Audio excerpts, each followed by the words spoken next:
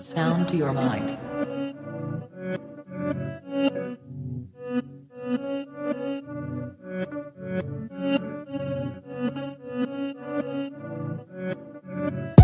Breathe. I stay quiet as I light on my loud light. Breathe. I balance diet, I'm just trying to get my pounds right. Breathe. I stay quiet as I light on my loud light. Breathe. I balance diet, I'm just trying to get my pounds right. Shouts all of my team, I need more than a mattress support in my dreams. Could grab a few Zeds like I'm falling asleep, but I don't wanna wake for the morning grief. Breathe. Tears drop to the formula, see a broke heart but it's worn in my sleeve. Never listened, I was warned in my teens, but I still skipped school, I was taught in the streets. Ring back, don't call for police. Stand tall, don't fall for the beast. Got issues with trust, so I'm born to believe. We've been a victim of love and now we're caught in it deep. Breathe. Yes, people, what's happening? And welcome back to Gav Goes In. Listen, England, all-time 11 from 1995 until the current year. So again, we have been doing a couple of these now. You know, I say we've done France, we've done Brazil, we have done Netherlands as well. Obviously, moving on to England, and then we've got, I believe, Belgium straight after this. So yeah, listen, enjoying these ones, man. And this England one, you know what? I think this England one is not going to be simple, but for me, there's a lot of players. There's quite a few players in there that, you know, definitely have to be in this all-time 11, man. So yeah, it should be good. But anyway, Fitz, man, what you saying? You all good? Yeah, man. Same old same. Trying to get by, you know, another one, innit? I hear it, man. I hear it.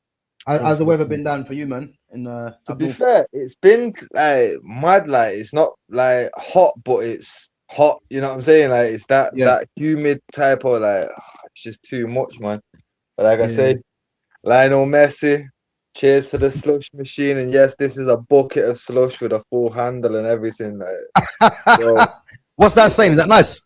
Bro, it's going off. I swear. Oh, serious? It's going off. I've got so many banging flavors there. It's ridiculous. Listen, enjoy that, man. Enjoy it. Bro, enjoy it. Man grew up this whole time thinking it was blue raspberry and strawberry, and that's it. To find out all these fucking exotic flavors, bro, it's crazy. It's going right off. Listen, you know what? I'm about to get one of them myself, man. But make sure they're on hand, man. Come next week, because heat wave again, you know. So yeah. Yo, bro, I'm not gonna lie. I just know what this summer's gonna be. So I was like, you know what, I've got to do it. The amount of money that I'm spending on ice lollies and ice creams and that for the kids anyway, I was like, oh fuck it, let me just get a slush machine card. That's gonna be the one. And so far, bro, best purchase I've made this year. I absolutely killed it. Nah, why not, man? Why not? Hot weather like this, man. You need something like that, innit? As I said, man, I'm gonna have to look at getting one myself, man, because yeah, looks good, man. Big up to Babs One Diva, big up to Foxy Danny each and every time. Guys, we are gonna get into it right now. So yeah, listen, England all-time 11 from 95. Obviously, England beating Congo yesterday, and we will get into the England-Congo talk straight after, once we finish devising our team. And again, make sure, guys, when you come through, you smash that like button. Make sure you sub to the channel if you're new, and help us get our players, man, in this lineup, because it's going to be difficult. But listen, your input is much welcome. So let's see what we can do. Fitz, what you going for the formation? Well, to be fair, because it's England, it's got to be either a 4-4-2 or the 4-4-1-1. But if it's a 4-4-2, essentially one of the nines is going to be a 10 anyway, innit? So this is what I was thinking. Yeah, I was thinking, is there a way we could do a number 10 and two strikers, or? Only way we can do that is if we're gonna do the three in the middle, but know that the two of them are wingers. You know what I mean? Yeah. I'd be happy to do that, because to be fair, I've got more options up front than I have in the middle.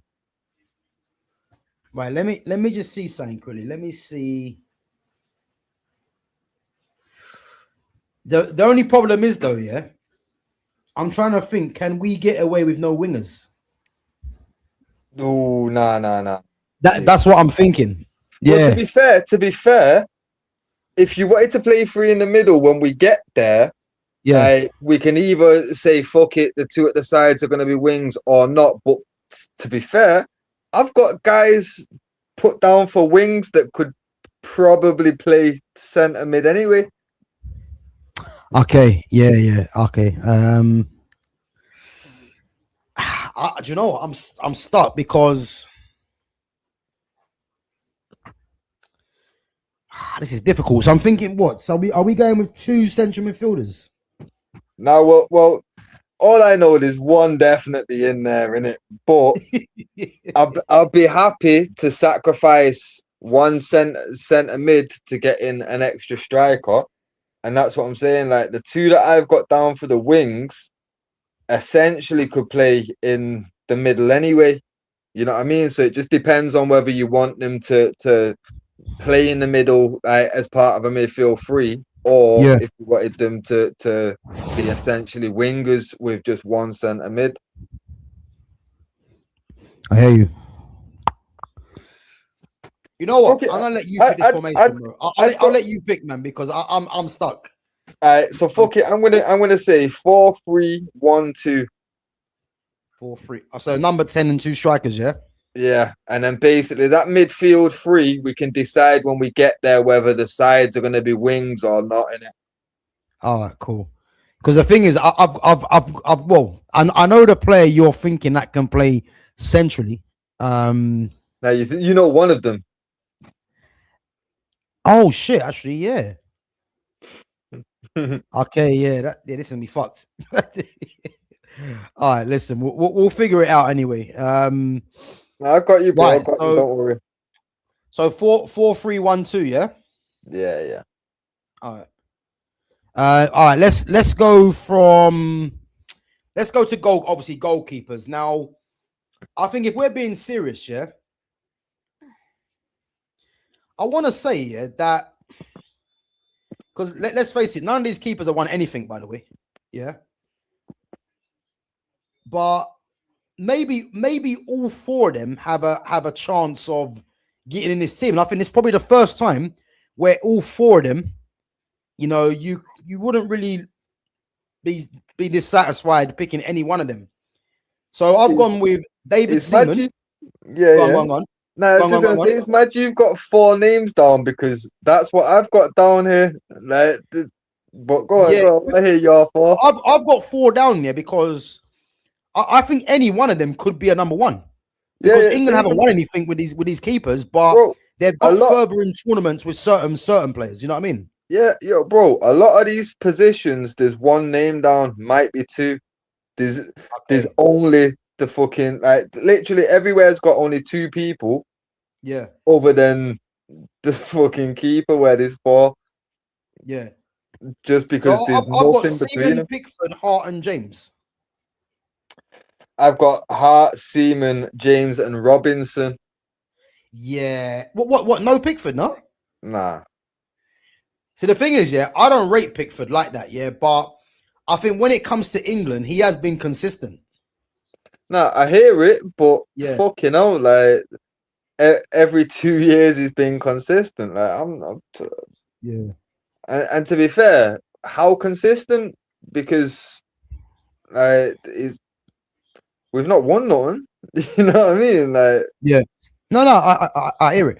I think it's more to do with, yeah, because England have got to semi-finals and finals, and again, we all know that the path that England have had in it to get to these finals has been an easy path. But I'm more looking at, he has been. You would have to say he's been part of that, Jordan Pickford, and at times he has pulled off some good saves for England, in it. So no, he has. But yeah, the thing is, for me, like, what separates Pickford from Paul Robinson, for example? Yeah, both of them.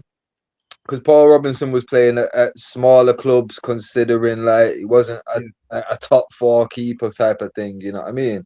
Fucking him and Pickford, essentially the same thing. The only thing was that Paul Robinson was in an era where there was more quality about, you know what I mean? Pickford only stands out because there's a lack of quality in the game. For me, like if Pickford was utter quality, he would not be playing for the club he plays for. I hear that, but then sometimes you can say when you've got it so good at a place, you know, he knows he's going to play week in, week out. You No, know, he's but on as a a keeper, on a decent wage as well. nah, You but know, that's what I'm sometimes saying. them Though. things play a part. As a keeper, if you're a top keeper, you're gonna play Mm. week in, week out anyway because there's One there's position. you get the one shirt. You get me, like Yeah. bro. It's not a case of is just comfortable where he is because he knows he's getting game time. Like if you're a top Yeah. keeper, you're gonna get minutes anywhere. You know what I mean? Like that was the whole point in why Van der Sar left Juve, because when Buffon came in, there's one spot. Yeah. Buffon's just come in. He's younger. He's Italian. They're clearly gonna prefer him. I need to Mm. leave. You Yeah. know what I mean? It's Mm. as simple as that. If you're a top quality keeper, though, you'll always find your way somewhere. You know what I mean? You might Yeah. have to take a step down. Do you, the thing with Pickford though, yeah, the thing with Pickford, do you think it's more of a case that he's just capitalizing on a poor error, like a lot of these players? Yeah, really, because that like Mm. realistically, I'm not like I don't want to take aim at any specific player, but there's the majority of these players. There might be one or two that might get into what we call the golden era of English football. You Yeah. know what I mean? Mm. And for me, Pickford's not necessarily one of them. Because end of the day, at least David Seaman was playing at Arsenal. He was winning Yeah. Premier League titles and competing for Premier League titles. You Mm. know what I mean? He was picking up a lot more silverware at club level than Pickford.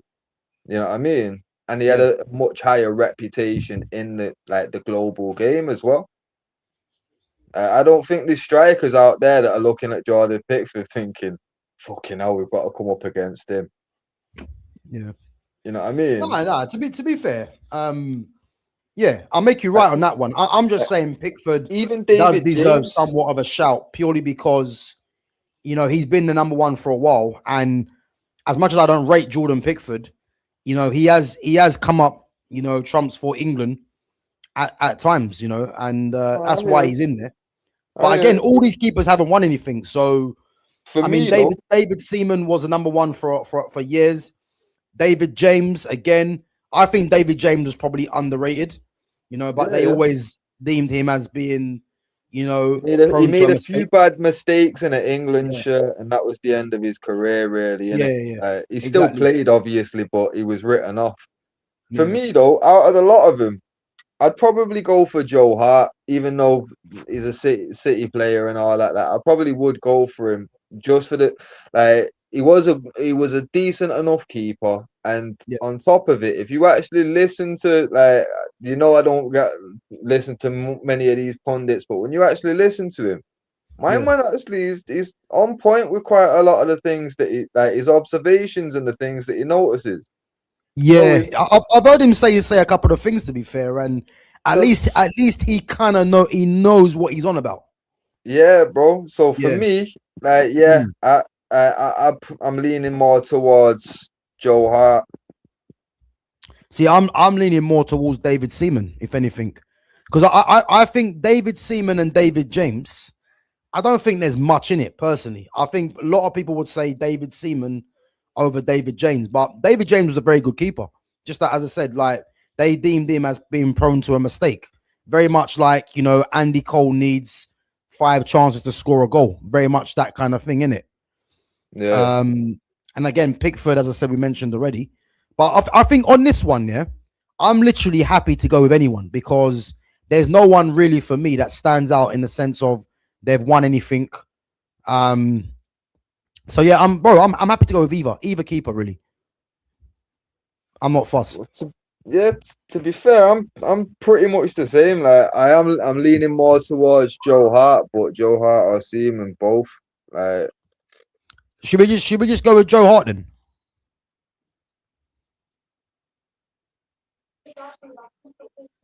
Yeah, man. Yeah. Let's see what the majority vote go for over Joe Hart and David All right. Seaman. Because, like I say, for me, there's not much in it. Like I say, you basically go in at club level if you really want to try and separate them in it. Yeah.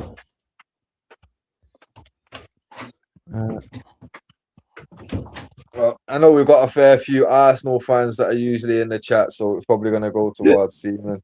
But recency bias does normally play a part, so be interesting. Yeah. This. I've got a thing a lot would actually say Pickford. Guys, if you're in the chat, yeah, let us know. England's all-time goalkeeper from 95. We've got David Seaman, Joe Hart, Jordan Pickford, or David James. Obviously, I've put Joe Hart in there, but if there's anyone that thinks it should be a different keeper, then yeah, let us know.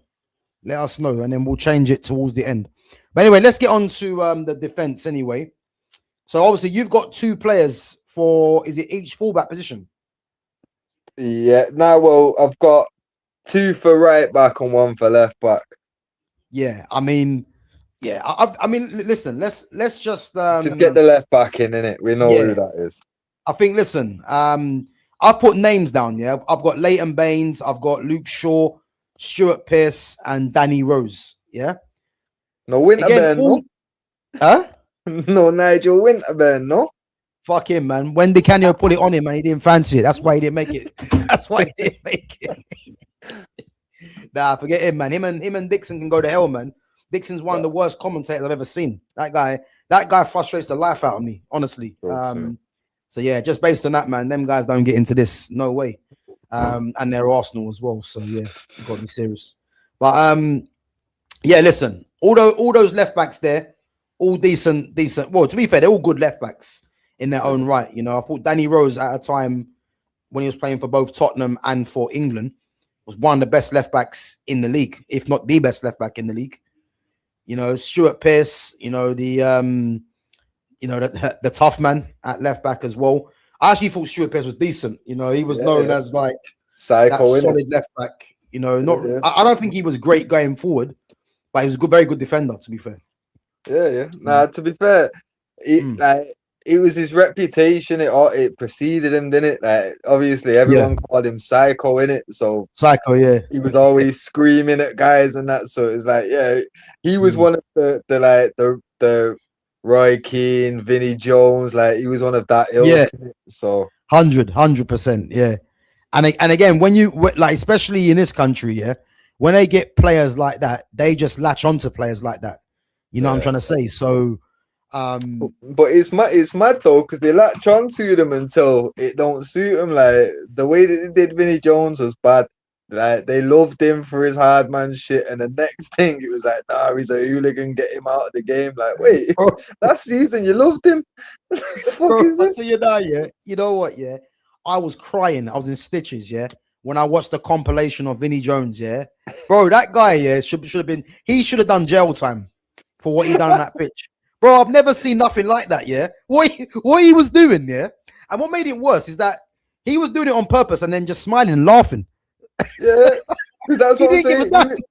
That was the era where the first one was free. You get me? Lay it in nice and early. The ref won't have the balls to do nothing. Like he did that, funnily enough, a year after, he was working on a building site.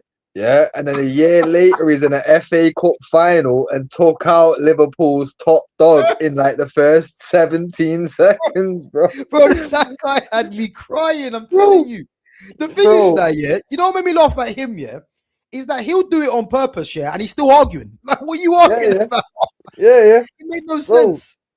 Yeah. Fucking, the guy is fucked. Well, that's what I'm saying. Like, I've seen a lot of highlights of Vinnie Jones and that way. It's like, yeah, you know. Vinnie Jones, yeah, I swear to God, man, he was a demon. Bro, when you're just pushing into someone or just taking them out, yeah, and you're smiling and arguing, it's like, yeah, you're tapped. Because that don't make no sense. That knows no sense, man. But he was a character in it. But Stuart Pearce was like, I won't say he was Vinnie Jones, yeah, but he was kind of like that way, in it, you know, that kind of hard man. But the thing is, though, with Stuart Pearce, like Vinnie Jones was a decent footballer, like average, like not average for his era, but average of just talent. You know what I'm saying? Yeah. But Stuart Pearce was actually a good footballer. You know what I mean? Yeah. Like, yeah, he did have a bit of technique. He did have a little bit of like game about him. You know what I mean? Vinnie Jones Yeah. was very much just a brute in it. Yeah. But, And again, Stuart Pearce was very good from free kicks as well. And no, from penalties. Yeah, very good from penalties. So yeah. And but to be fair, he ended up going on to coach and doing a lot like within the game as well in it. So like I say, he wasn't just a brute. Like he had a rep, but he could actually play. But it's nah, that. 100. But when we're talking left back though, there's only the one person that it could ever be. Like, Yeah, I mean, listen, Ashley Cole, Ashley Cole when he was in the Premier League was always amongst the best left backs in the league, innit? And yeah, I think there's not really much to say about Ashley Cole, man. He was very consistent, you know, and again, he was part of that Chelsea backline that was just impenetrable, man, really. And he was a massive part of that because, as I said, like, you know, I've only seen probably one player just do him, you know, and that was Ronaldinho. Remember when Brazil played England and Ronaldinho done a step over and Ashley Cole's body went one way and his head was the other way, you know what I'm trying to say? So Ronaldinho just took the piss, and that's Ronaldinho. But his battles with Ronaldo, man, was, you know, some of the best battles you'll see in Premier League history, really, innit? And you know, Ashley Cole was at times coming out, you know, on top of Ronaldo in that sense. Yeah. You know, and this was a young Ronaldo, tricky, you know what I'm trying to say? Yeah, man. Yeah. I remember a few times Ashley Cole coming out the winner of that duel. Yeah.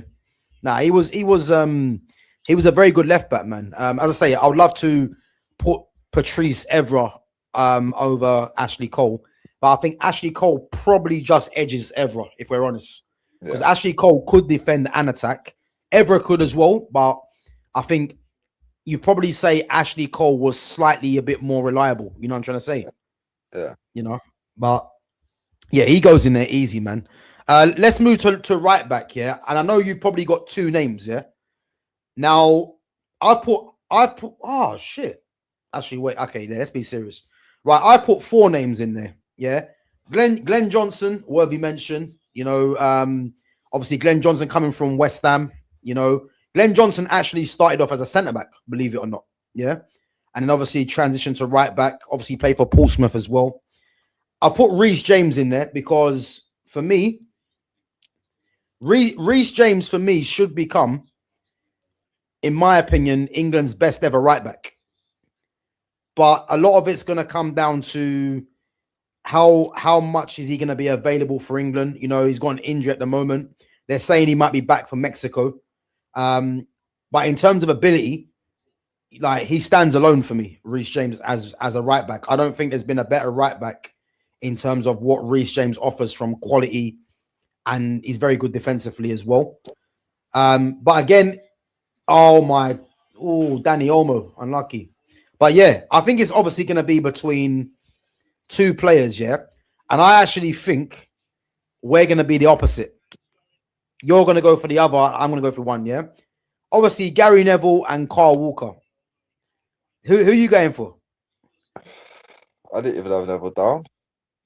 Are you serious? Deadly. You're lying. Bro, I had Micah Richards. Oh. And Carl Walker. Kyle Walker. All right, 1-0. Mark Cucurella. It's not happened. I'm on that Northern service. It's not quite popped off yet. I think they're giving. Wait, are they giving the corner foul? To take. I think they're giving the foul. But yeah, giving the foul. Yeah, like I say, for me, yeah, because I remember when Richards, like, it's funny to say because obviously the meme and that, but when he burst on the scene, fucking, like, bro, he looked twice the fullback that Gary Neville did. You know what I mean? So to be fair, I actually forgot about Michael Richards. Yeah, bro. For me, when he was young, he looked a fucking beast. He looked an Yeah, absolute beast. He had yeah, pace on him. He had fucking like so much strength. Like yeah, he was actually good. But yeah. for me, it's gonna come down to consistency for this one. I'll probably having to lean towards Walker in it. Yeah, Walker was going to be my pick anyway because, Yeah. as I said, I think the only player personally that can trouble Walker is Reece James, but that depends on Reece James staying fit. You know, Yeah, yeah, Trent Alexander-Arnold, not for me. Kieran Trippier, the same, not for me. As I said, I think Richards for me wasn't a natural footballer. You know what I mean? But he was physical, he was quick. You know, but I think Carl Walker could match that. So yeah, when you got Carl Walker that can match Michael Richards' physicality and his pace, it kind of nullifies Richards not getting in there. yeah. You know what I'm trying to say? That's the thing for me. Like, Yeah, as much as I would like to fucking just play United bias all day, like yeah. I've never really rated Gary Neville. Like Phil Neville had a better chance at left back than Gary Neville did at right back. I'll be What? that Yeah. that's how I feel on it. You know what it is now, yeah. But again, I put Gary Neville in this list because, yeah, I think he's just in this list because he's everywhere. You know what I'm trying to say? So it's like because Yeah, he's everywhere, you think, oh yeah, I'll just put Neville down there. But let's face it, Neville was he was a great professional, but a shocking footballer. You know what I'm trying to say? And I think he'll yeah, be the first to say that. But he just maximized what he had, didn't it? But for me, yeah, he was never gonna be first choice really for right back in this team because Reece James is better than him. But then people might say, well, Gary Neville's played longer for England. Carl Walker's better than him. And then Richards probably is as well. So it's probably an easy decision. I think Reece James should go down as the best right back for England. But again, it depends on how available he is. But I think at this moment in time now, yeah, it's going to be Carl Walker, in it. yeah. So yeah, let's put him in there. Yeah, Carl Walker. To be fair, man, he and again he improved a lot, man. Oh, Yeah, good yeah. save. Yeah, he improved a lot, man. So but yeah, nah, he definitely goes in there. Right, let's move on to centre back. I got a feeling, yeah, this is gonna be interesting. Yeah. Let's just narrow it down, yeah, to players that are not gonna be in there. So Harry Maguire, again, I'll put him down there, yeah, because of his big match, you know, goals for England and obviously United as well. But again, he's going up against centre backs really that he has no chance of getting in front of, innit? So Harry Maguire is gone. Chris Smalling, I put him in there as well. Not quite sure why, you know. Maybe I want to add a bit of color to it. I don't know, but nah, Chris Smalling was earmarked to be the next Rio, and that didn't happen. So let's move on. Gary Cahill. You know what? Gary Cahill was actually a decent centre back. He was actually a decent centre back. You know, I think he was underrated, and I think he was underrated because he was at Chelsea with John Terry in it. But you know, Cahill was actually good, and he was actually a starter for England as well. But I think if we're being serious, he don't get in either. And then we've got three names here that. Right, let's go to Ledley King. Yeah, Ledley King was as good as the other centre backs on this list that we're going to go through. Yeah, but the only thing with Ledley King was injuries. So I think just being fair, Ledley King can't get in there. But Ledley King was every bit as good as any of these defenders. And I think had Ledley King have stayed fit, he would have been, in my opinion, better than probably all these centre backs. Because Ledley King could defend, he had pace, he was strong, he could read the game, he was technical. I'd liken Ledley King actually, yeah, to a Virgil van Dijk. He's like the Virgil van Dijk of that era.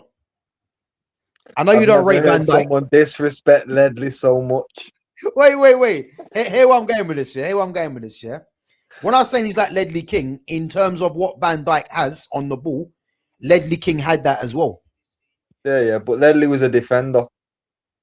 Yeah, I hear it. So, but again, because he was unavailable for the majority of the time, he probably misses out, yeah. And then you've got Tony Adams. And again, Adams was a good defender, a leader. But can I put Adams in this list ahead of the others? I don't know. So then we go to 4 players, yeah? And really it's between 3 of them. I think I put John Stones in there because I actually think John Stones, he's underrated. He's actually a very good defender, and he struggled when he first came into when he first came to to Man City. He struggled, and with England as well. But he actually turned out to be, in terms of that generation for defenders, he was a standout one. But let's be honest, yeah, it's between Rio, Terry, and Sol Campbell. Yeah, out of those 3, and I think I know where you're going to go with this. Yeah, who's the undisputed that has to be in there? And I'm cool with going with either. The undisputed for me, it's Rio in it, but there's 2 undisputed out of them 3, and it's my partnership there with Rio and Campbell, isn't it? 1-0. Go on. Like for me, the centre back pairing all day. Like Rio's as fucking like as much of a shoe in as Soul is. You know what I mean? Cause for me, I understand. Like obviously, all these man right foot. I understand Terry used to play on the left, and he trained from like academy days to be part of the left hand side. Yeah, but that's where Sol Campbell played same way. Because Sol Campbell came in to replace fucking what's his name? Fucking Keown. Yeah. He came in to partner with fucking Tony Adams at the end of fucking Arsenal. He was basically Keown. Like Keown went to back up for Sol Campbell. Yeah, and Sol Campbell was fucking essentially playing on the left hand side next to Tony Adams for the first chunk of his Arsenal career. And then I'm pretty certain he just stayed there like for the remainder. I'm pretty certain he played on the left side of the centre back pairing pretty like say about 70% of his career. So for me, like I'm not taking John Terry just because my man played on the left hand side. Like, he's right footed. Same way, Sol Campbell right footed, but he could play on the left hand side. So I'm taking Sol. So just based on that, do you think Sol Campbell is more of is as much as a certainty as Rio? Yeah. And what would you say though? Yeah, that Rio. Okay, let's break it down. Yeah, what do you think Rio has over John Terry? He's just better technically. He was better technically. His reading of the game, his passing. Like this, and to be fair, I feel like he was actually quicker than Terry as well. Who Rio? Yeah. Yeah. Rio was quicker than Terry. Yeah, 100%. That's what I'm saying. So he's got like 4 or 5 attributes straight off the top of the head that he's already beating Terry. And then when we then go and do the flip side of it and look at Sol Campbell versus Terry, for me, Sol Campbell, like they're both strong, but Sol Campbell's strength was better. His fucking man marking was better. Fucking, to be totally honest, I feel like his actually like his tackling ability was better. Yeah, like he would come away with the ball pretty much anytime he went in for a challenge. Like I know, like one of the only times that he didn't get the fucking ball is where fucking Rooney dived for that penalty, innit? Yeah, I remember. Like I say, fucking even that it was a die. Like my man didn't take the play, even though he didn't time his challenge correctly. He didn't take the player. Like he was phenomenal, like absolutely phenomenal. Fucking John Terry for me, he was just he was the Jude Bellingham of that era kind of thing. You know what I mean? He was one of those type of the media loved him, PR machine was fully behind him. He could do no wrong. Look at Yep. bro, my man racially abused Anton, and Rio never got capped again. Rio was vice captain. Never got capped again after he racially abused Anton. What Bro, the you know what? fuck? You know what? Yeah, only this country that can happen. Trust me, bro. Like, what the fuck is this? So that's what I'm Yeah. saying. For me, John Terry, Oh, like, wow. yes, he was a good defender, but Yeah. not as good as everyone fucking likes to make out. Like, he doesn't belong in a conversation with fucking Rio and Vidic and them, man. He doesn't. The thing is, though, the thing is, yeah, with me, with John Terry, yeah, and like I think the best way to kind of separate all three of them is that if you're picking an 11 and you've got Rio, Terry, and Campbell, yeah, I think who's the difference out of all three of them? You'd have to say Rio. Why is that? Rio's got good recovery pace. He's very good on the ball. And as a centre back, in terms of the centre back that I like to watch centre backs that are comfortable on the ball to bring the ball out, into midfield and start playing. So Rio has that over Terry and Sol Campbell for me because Rio can do Rio's that. Over passing Sol Campbell. ability was fucking ridiculous as well, man. It was, but his passing ability was different to John Terry's because Rio very rarely used to spray the ball, whereas John Terry loved that diagonal, yeah. But with Rio could step into midfield and play it into midfield and into the attack. But again, he had the added extra of being able to recover as well. You know what I'm trying to say? Yeah. So I look at Rio and Campbell and Terry, and Rio's the difference maker in terms of all those three. So he definitely gets in. And where I look at Sol Campbell and John Terry was more technical than Sol Campbell. Yeah. As I said, he was underrated with his passing, John Terry. And John Terry could read the game. But Sol Campbell has strength. He has the pace over John Terry. And if you've got Rio's elegance on the ball to spray passes and he can play, do you actually need a John Terry for that? Because Sol Campbell was very good in the air as well. Yeah. And so was John Terry. But you see, when I look at them three there, I look at it like this. Rio used to make people that he played with look good. Yeah. You know what I mean? Like whoever he was paired with, they looked good next to him. Yeah. Same with Sol.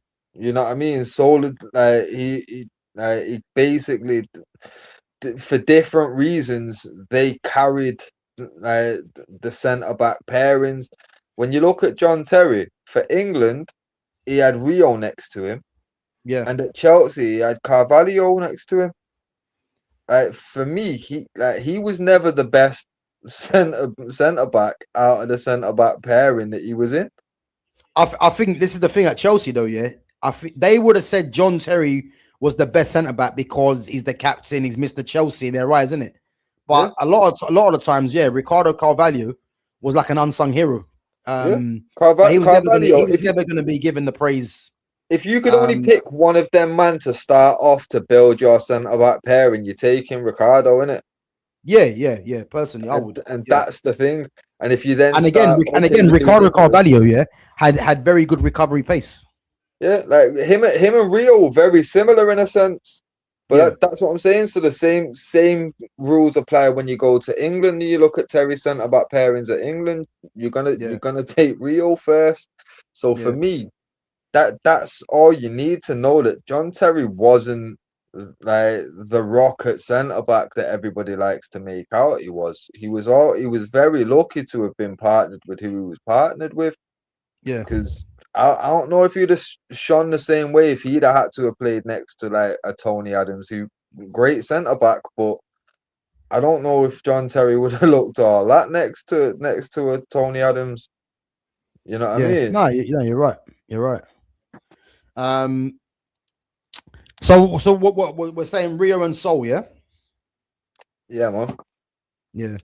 No, to be fair, I'm happy with that, man, because I think, as I said, I think nothing against John Terry, because John Terry was actually a very good defender, but it's more of a case of Rio goes in there because he's different, and then if you're picking between Sol Campbell and John Terry, what does John Terry really have over Sol Campbell other than being a better footballing defender.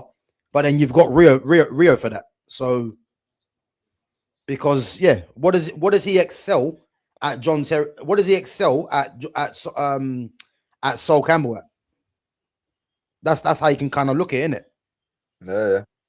And like the only few things that he does have over Sol Campbell, Rio's already providing that. So that's what I mean, yeah.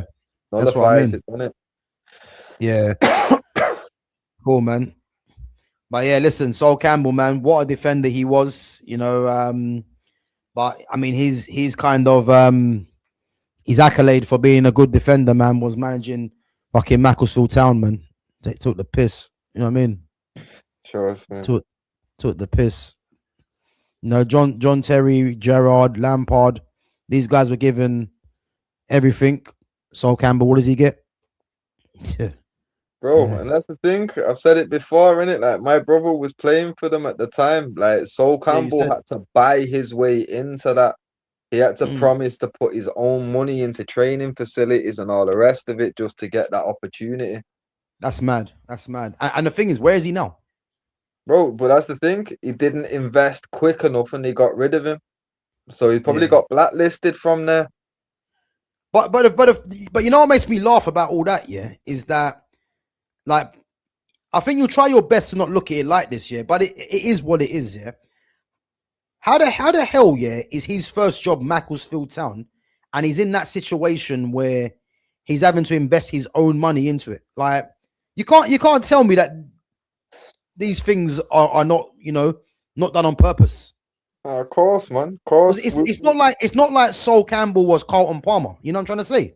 Yeah. Yo, we discussed this fucking I can't remember. It was a couple. Like, it must have been a couple months ago.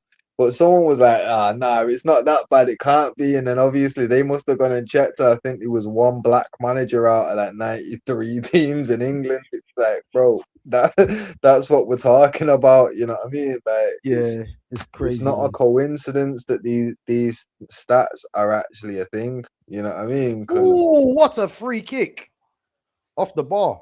Literally just landed. That's a goal. Oh, your Mal missed. Good save. One sec. Hey, what a free kick. Was that Alex Baina with a free kick? Your Mal should have scored that, but yeah. Go on, what you saying?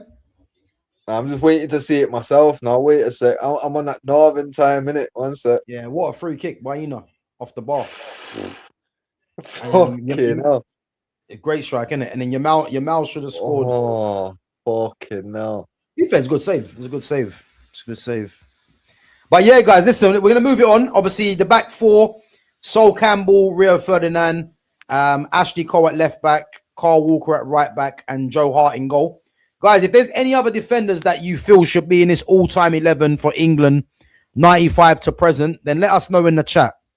Obviously, we've given our reasons for why we've gone for all four of those. But if there's anyone else that you feel should be in this team, then yeah, let us know. But we're going to move on to the midfield anyway. Now, the easiest pick here for this midfield is not really going to be a surprise. Now, we've got the center player. And when we're looking at center midfielders, we're looking at someone that can conduct a midfield, and I've literally got, bro, I've got four players, but there's only one ginger maestro. It's just honorable mentions, I've put in Jack Wilshere, because I'm looking at someone that can dictate the tempo of a game, and Jack Wilshere could do that. I remember when Jack Wilshere was playing, obviously for Arsenal against Barca. These guys were saying that he can go and play for Barcelona, and if you remember the famous quote by Pep said he's got about 10 Jack Wilsheres in the academy, and he meant that, by the way.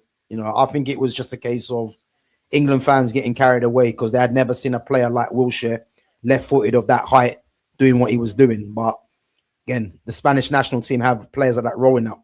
And when we do Spain's all-time team as well, that's a headache, bro. A headache. I think we have to do that team, and just let everyone know, man, just what kind of talent that nation had in midfield, because Bro, I was going for that. I've got all the teams together, yeah, all the players together, yeah. Bro, that midfield don't make no sense. How can you have, yeah, so many good players in one position? And the funny thing is, yeah, all those players in Spain, yeah, will start for any other nation. Yeah. And they'll start comfortably, by the way. Like, it makes 100%. no sense. But listen, we're not going to ruin it because we'll go on to that once we do the Spain team. But that's going to be enjoyable, boy. But yeah, listen, Joe, honorable mention for Jack Wilshere. Honorable mention as well for Gareth Barry, another one. You know, Gareth Barry, very underrated. You know, obviously once held the record for the most appearances in the Premier League. Obviously beaten by James Milner. But really for me, it was between two players. Michael Carrick, but it's going to be Paul Scholes because Carrick was a bad boy. Another guy that was underrated, yeah. But listen, Paul Scholes weren't English. His commentary's English, but him, the player, he's not English. No, what though, yeah. I've got to say, the more I listen to Paul Scholes, because I watch that podcast he does with Nicky Butt in it. I can't. Oh yeah. Like some of the shit I just don't like. I can't fuck with, but a lot of the shit, bro, he is the most typical Mancunian I've ever come across. Bro, someone sent me a clip, yeah, and it's this brother talking about sandwiches for like 3 minutes straight, just naming shit that you put on a sandwich. You know what I'm saying? Bro, the guy just, bro, it had me in stitches. When I'm saying the guy's just, he's mank. He's through and through, Bro, man. there was a reason why Ferguson hid him away from the cameras, man, talking. There's a reason for that. But you know what's crazy about him though, yeah? Like I was fucking watching one and he's talking about, he doesn't listen to music. He doesn't like music. You don't do nothing to do with music. He's not asked. They're asking what if you had one last song to play before your time's up, what would you play? He's like, why would I do that? Like, bro, the fuck do you mean? Just pick a song? Like, would you not pick? No, but bro, you know what I'm laughing, yeah? You know what I'm laughing, yeah? Because that's such a great response. It's like, because he's not conforming. It's like he's not like everyone else. Like that will make up something. It's like, why would I do that? He was asking him about his favorite films, and that he's like, I don't watch films; they're too long. He's like, the best film I've ever watched was a film called Phone Booth, and I've watched the film. Yeah, he's like, and that's only because it was like an hour long, and it was just in one location. This guy's fucked. This guy's fucked. He don't give a damn. Scholesy is an absolute G, but he's like, bro, I don't know how the fuck anyone has put up with him for as long as they have done, because he would drive me fucking insane, I swear. Bro, you know what it is with Scholes now, yeah? He's one of the worst pundits out there, yeah, in terms of what he says, yeah. But it just shows you, innit, man, you can be a great footballer, but an absolute criminal pundit. Because some of the things he comes out with, it's like, you didn't watch the game, did you, Paul? You didn't watch the game, innit? But it's obvious. He's obviously didn't watch the game. But because he's Paul Scholes, he's gonna say rubbish and he's gonna play on the heartstrings, especially of United fans, innit? But sometimes he just talks nonsense. But as a footballer, as I said, bro, he wasn't English, because England shouldn't produce midfielders that are that cultured like him. But you know what I'm trying to say? The craziest thing as well with him. Like my man, like he had so many health issues. Like he's asthmatic. See, I didn't even know that. Didn't even know that, bro. He's asthmatic. He had issues with his knees. The issues with his knees, I think, was a reason why he was so short as well, innit? Like he actually, he had a few physical, proper issues, innit? Yeah, all I can think is, imagine if this guy was in a Paul Pogba type body, like just 100% fit and good to go. Like fucking scary to think. Just the thing with Scholes as well, though, as we know, innit? Like for him to come through as a striker, and then slowly revert back to playing as a 10 and then into central midfield, and be, for me, arguably the best ever midfielder England has produced. It just goes a long way to show how talented he is, isn't it? And the way that he played just fitted in with the Xavis, the Iniestas, the Xabi Alonso's midfielders like that can just spray the ball and keep it for fun. and he fitted into that. You know what I'm trying to say? So yeah, man, he's and what makes me laugh? What's something that made me laugh? Yeah, Sven-Göran Eriksson had the cheek to play this guy left wing because he wanted to fit in Gerrard and Lampard. Like, and what the reason why you have to, I mean, obviously he's no longer here, in it, but that's besides the point. The reason why you have to think to yourself it's odd what Ericsson was doing, yeah, because I would expect that type of behavior from an English person. You know, let's get Gerrard and Lampard in the middle, they score goals, but having it from a Swede, and he was still doing that, yeah, didn't make any sense, man. And for Paul Scholes to be playing left wing, and they're allowing Gerrard and Scott and Lampard to be playing centrally, you know, sometimes if you're Paul Scholes and you're that good, you know, he probably should have gone as far as saying, look, you either play me here or I'm just not going to play. Because he was that good to command that. You know what I'm trying to say? Nah, trust me. But that's the thing, though. Scholes, it like you can tell he was just. That's why Fergie loved him, because he just get on with his job. You know what I mean? He might be pissed off about it, but he'd still just get on with his job and do his. You know what I mean? But again, that would have been the influence, and not just Ferguson, but being so close to Roy Keane and being like under the fucking wing of Cantona and that. It's like, oh, you play your part, you do what the gaffer tells you, and you know what I mean. If you play 2 minutes or 90 minutes, you give it your all, innit? So Scholes is not that type of guy where he would have done that. I think that's why he just ended up saying fuck it and just retiring, innit?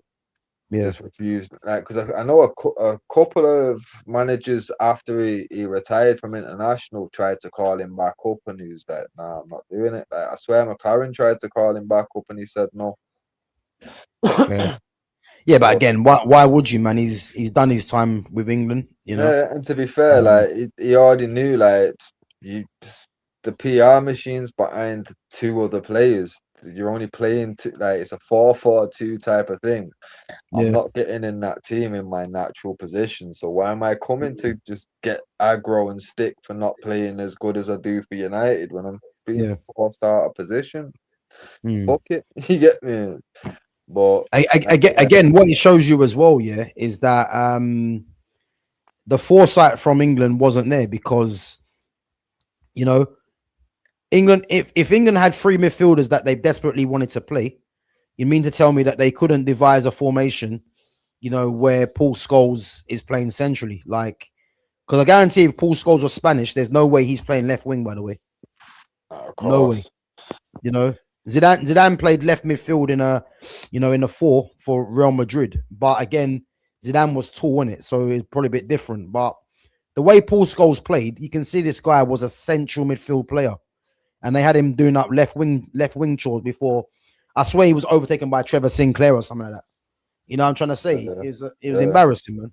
But that's the thing, though. When you're playing a man clearly out of position, you can't really knock him for fucking being overtaken by Trevor Sinclair, because at least Trevor Sinclair's playing in his natural fucking position. You know what I mean? Yeah. Exactly. It's one of them, man. Put Cantona at centre back. Fucking John Terry will take him out of his position. You get me? Because it's fucking it's his natural position. But fuck me, it's just a testament of how fucking backwards every manager got it. Because even going back to Glenn Hoddle fucked it up drastically. Like my man, fucking World Cup '98 first game, he tried to fucking bench Bex. Everyone kicked off. He finally fucking played him. Bex performed.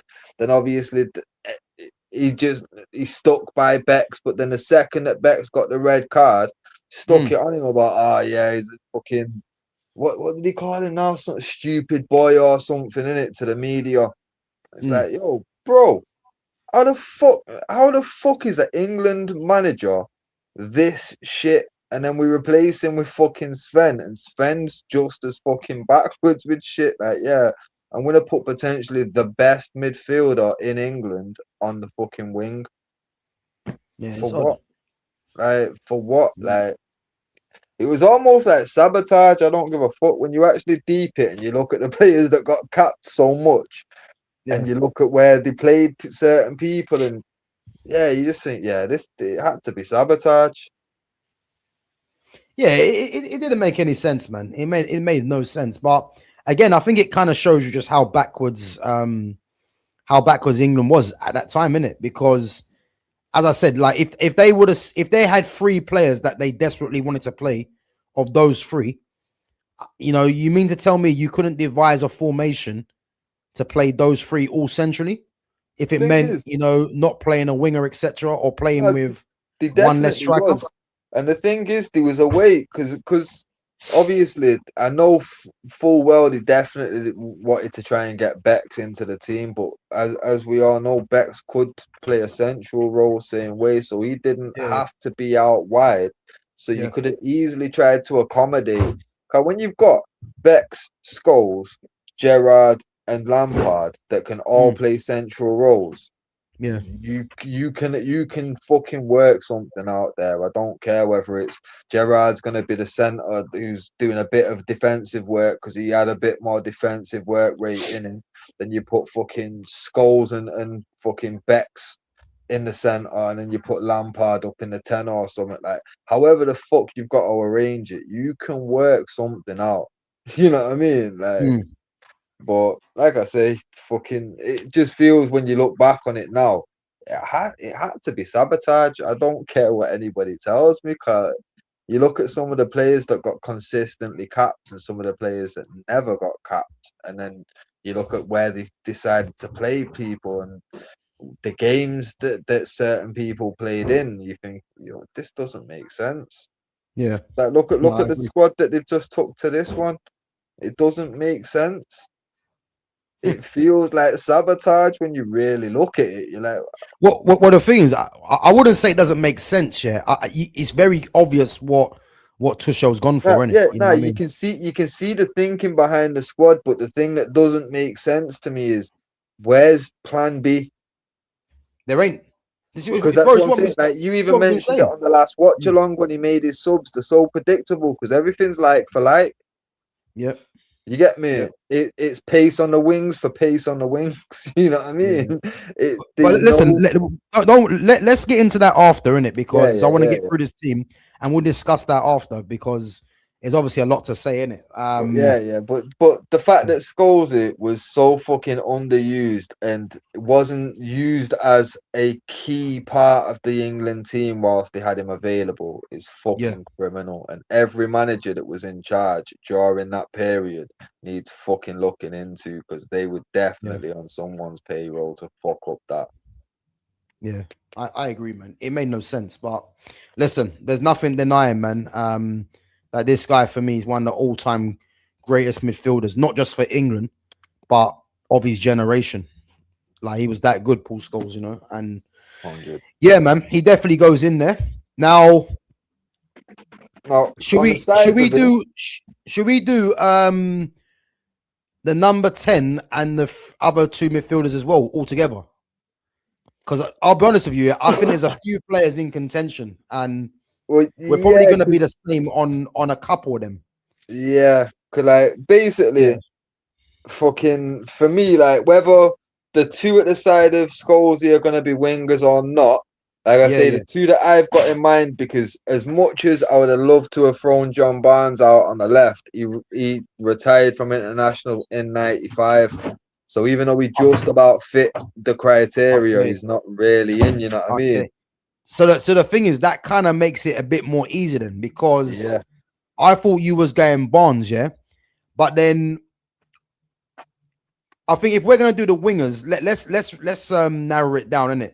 So I've put names like Aaron Lennon, Sean Wright Phillips, Steve McManaman, and Joe Cole. I think all those get left out, and then I've got Grealish and Sterling. Yeah. And I think, yeah, they don't get in. So really, we're looking at between Beckham, Rooney, Gascoigne, and Gerrard. Yeah. And for me, Is that what we're looking? Yeah. yeah, and for me, Gascoigne used to Oh, play on sorry, the left for I've got England. Deli Ali, but he obviously won't get in there either. Yeah, yeah. Nah, but Yeah. Gascoigne used to play out on the left for England. Yeah. Anyway, so he's the shout that I was going for on the left, but Yeah. obviously could play. If you wanted to have Bex on the right and Gascoigne on the left, they can both, whether they want to turn into wingers or they want to stay central, Yeah. it works either way. And then you've got space for Rooney in the 10, which is just perfect, isn't it? So we're gonna okay. So out of Gascoigne, Gerrard, Beckham, and Rooney, who's the undisputed one? Just so we know, we can just narrow it down to the other to three for Well, two. out of Beckham, Gascoigne, Rooney, Rooney and Gerrard. Gerrard. Yeah. Well, I think the first undisputed has got to be Beckham, just for the fact of he was England captain for so long. He was monumental to so many fucking international tournaments. Like fucking everyone remembers the free kick that's got us into the fucking Against Greece. Euros. Yeah. The penalty against Argentina after the World Cup after he got sent off. Fucking even that World Cup '98, there were some big moments before he got sent off that he pulled through for us. So I feel like Beckham's got to be, but Yeah. right behind him's Gascoigne. Yeah. You know So what I mean? so the thing is, yeah, we're looking at Steven Gerrard missing out. Yeah, it's either Gerrard or Rooney that misses out. And for me, even though Rooney, we discussed this the other day, only won only one World Cup goal and all that, but it's well, for me in the 10, I'm probably going to be more inclined to go Rooney. Yeah. What the thing is, you've got either Rooney or Gascoigne in it in the 10. Yeah, basically. But I feel Gascoigne has to probably be in there anyway. Yeah. But that's the thing. So we're going Gascoigne, Rooney, not Rooney, Gerrard.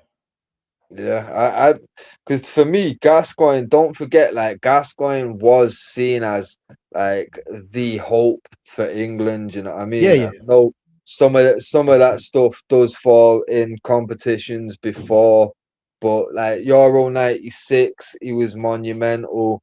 He was gonna there was big talk about whether he was still going to be able to be the guy for us in '98 and stuff like that. So Gascoigne's got to be there. But Bro, I remember watching Gascoigne for Rangers. Yeah, the guy was just doing some madness. I can't even lie. What's happening?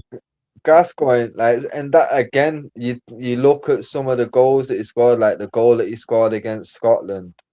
Yeah, bro, absolutely fucking ridiculous. And he was that's what I'm saying. Like, for me, Gascoigne is like, you see the type of player that we've missed out on taking this year. We'll touch on it later, obviously, but like Gascoigne's one of those type of, he will 100%. Yeah, 100%. He would give England what Harry Kane gave us against fucking Congo. You know what I mean? Like, he'll give in a different way, though. Yeah. Yeah, but like you say, in a different way, in it. But he'll be able to produce those kind of moments that just create something from nowhere for you and just pull it back for you, innit? And like, for me, Gerrard was very good at that at Liverpool, but I don't remember too many moments in an England shirt where he did that. No, but you know what? See Steven Gerrard, yeah? Gerrard was a good player, but a lot of the makeup of Gerrard was because he was action man. And again, because, you know, fans in this country love players that fly into tackles, they're high energy. So right up their street, isn't it? You know, he's a try hard, he sprays the diagonals, he's very much that. You know, they would feel a lot more closer to a Gerrard than they would a Paul Scholes. Because Paul Scholes plays like a continental type of football. You know what I'm trying to say? So they'll feel closer to Gerrard, but Gerrard should never have played centrally over Paul Scholes. It never should have happened. But we know why Gerrard and Lampard was in there, because Lampard had the goals. Gerrard was action man. So unfortunately, because Paul Scholes was the cultured one got moved out to the side. And that isn't just a problem with the national team. That was a problem in the academies. That was a problem everywhere. You know what I'm trying to say? Where the smallest player, because he's not the biggest and because he's not the most physical, he gets shifted out wide, and they wonder why they can't win games. Like it's madness. You know what I'm trying to say? Yeah. So yeah, man. I think Gerrard was good, but if you're looking at Beckham, because really you're either going to go Gerrard or Beckham when you actually think about it. Yeah. But and obviously Beckham was. Yeah. Beckham was ridiculous, man. Unsung hero, you know. And I think Beckham, Beckham's someone that is slept on as well. I don't think people give him the ratings he deserves. Yeah, because people remember Beckham and just remember, he had a good cross and he fucking good free kick. But my man could pick a pass from nowhere. My man's shooting ability as well. Like some of the goals my man bagged, like people forget. I had this convo couple weeks back. In fact, the Giggs goal against Arsenal in '99, where fucking Vieira set him up on the halfway line. The finish. Yeah, bro. If you go back and fucking watch, Beckham scored an absolute banger before that. No one remembers anything about it because of Giggs' goal. Yeah. But, you look at some of the goals Beck scored. Ridiculous. Like even I swear, the game that we won the league in '99, Andy Cole, obviously everyone remembers the winner where he chipped it over fucking Ian Walker in it. But again, Beck's scored an absolute banger before that. No one remembers it because I think what it is, it's because it came to be expected of him, innit? Yeah, but that's the thing, though. For all the different things that Beckham could bring to the table, most people remember that he always had different hairstyles and he was a good free kick taker. Like, no one really gives him the true respect. And bro, the fact of like, if you look at some of the teams that he played for and the things that he won, the players that he played alongside and captained, bro, the man was a fucking leader, you know. Yeah. The man had some ridiculous qualities just to his personality, and that's before you even look at what he could do with a football. Yeah, absolute fucking legend. Like, not enough respect put on him, man. Yeah, he was Beckham was serious, man. Like, there's no denying that, you know. So, but anyway, let's move it on to the strikers now. You might as well get the main man in there. You know what I go on, bro. Come on now. Listen. Let's go, because I like to narrow it down, innit? Yeah. All right. And let's see who's gonna be his partner. Let's just take out the ones that are not gonna make it. Yeah. Big up to Danny Welbeck. You know, Welbeck having a swan song, you know, of a career right now in the Premier League, doing what he's doing with Brighton. And you know what people need to look at, yeah? Go and have a look at Danny Welbeck's record for England. Have you seen his record for England? Nah, but I know it, and I do remember him bagging a couple, and a couple times his braces as well. So I wouldn't be surprised to see his numbers are pretty decent. Give me 1 minute, yeah. I'm gonna read it out to you now. His record. Yeah? I don't think many people actually remember his record. And again, it'd be interesting to see how many starts he's had. So, one sec. 1 second.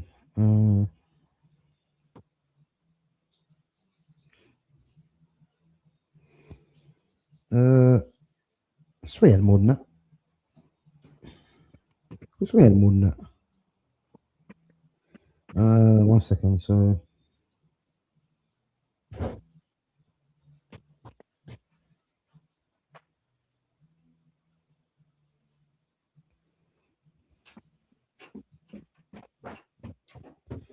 I thought he had more than that, yeah. But he got 16 goals in 42 appearances. Yeah, but he only started in 26. Whoa! If he started 26 and he's got 16, that's even better. Then you know what I'm trying to say. So he Sub got six. appearances. He's had Yeah, 16 sub appearances, and yeah. obviously they can be fucking 2 minutes of a game. You know what I mean? There you go. So he got 6 goals in 10 European Championship qualifying games, 5 in 18 friendlies, 4 in 10 FIFA World Cup qualifying. He got one goal in 3 games in the Euros, and he's got zero. He had 0 goals in 1 World Cup final. So 16 goals in 42 appearances, which to be fair is not that bad. As I say, how many starts are they? They were 26 starts then. Yeah, 26 starts. Yeah, so again, that's actually decent, yeah. But again, Welbeck's not going to make it, but honorable mention, you know. You have to say honorable mentions as well to Ian Wright, to Daniel Sturridge, Jermaine Defoe. People also, because Ian Wright's always on the fucking TV and that, people forget how much of a bad man Ian Wright actually was. Like, Ian Wright was Bro, you know how bad it was now, yeah? Back in the day, you know, I used to have rewriting the record.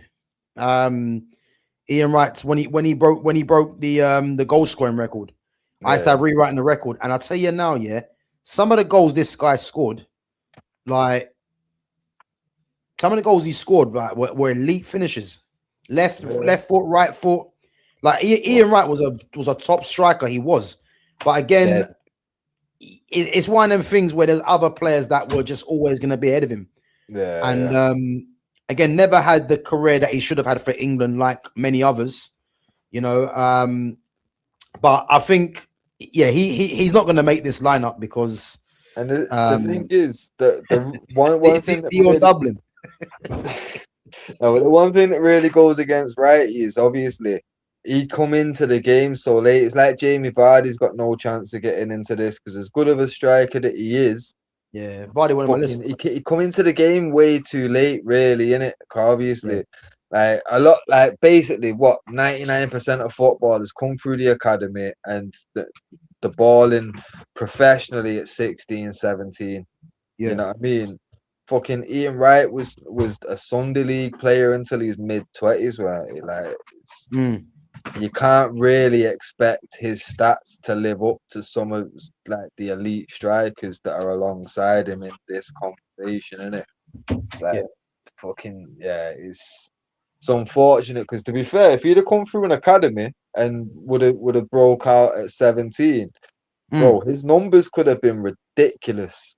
Like, they would have been because Ian Wright, man, is a terrible pundit, but bro, when it comes to scoring goals, this guy was like, I was asking you, I had his video rewriting the record, and this guy, you would have thought he was the best striker in the world at some of the finishes he was doing, like left foot, right foot, easy, like he was that good, man.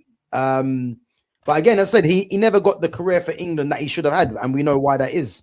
But again, he's a worthy mention. So Sturridge, Welbeck, Jermaine Defoe, Ian Wright, Teddy Sheringham. Sheringham was a good player, to be fair, but you know, should it have been Sheringham and Shearer for the partnership? Well, we know why they were doing that, but it amounted to nothing, you know. Robbie Fowler, Robbie Fowler was my favorite striker in the Premier League. I see him destroy United, bro. You remember that game?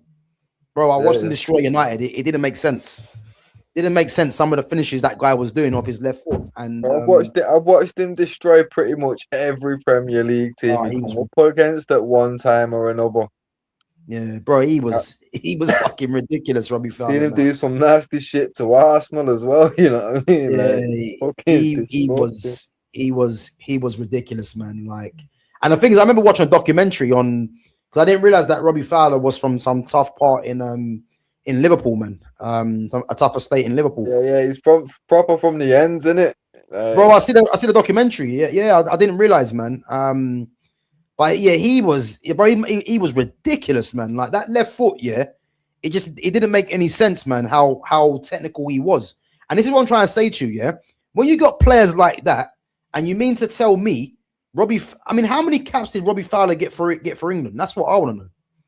It was only like 20 something. One set, I'll tell you right now. That's a disgrace. Big up to Niche fan as well. Says I agree with the team apart from Gascoigne. Yeah, listen. You see this team here, yeah. This team's a problem. Like, it's a problem. We're gonna go through the strikers in a minute.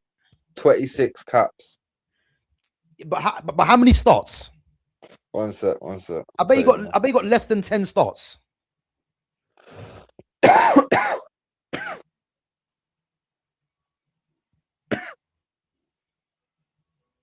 11 starts. Bro, that's ridiculous, man. Bro, I play that talented 11 starts. Bro, it's a joke. Ridiculous, man. It's ridiculous. Joke. Yeah, them kind of things make me angry because Robbie Fowler was different, man. Like, this one, bro. What left footed striker have you seen for England apart from Daniel Sturridge? You know, can't think of one.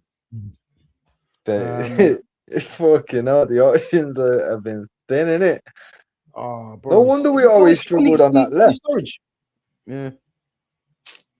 It's madness, man. Shearer and Sheringham when we beat Netherlands 4-1 in Euro 96 were unbelievable. Yeah, they could have been unbelievable, man, but it amounted to nothing. I've seen Letitia and Cole. Bro, Letitia.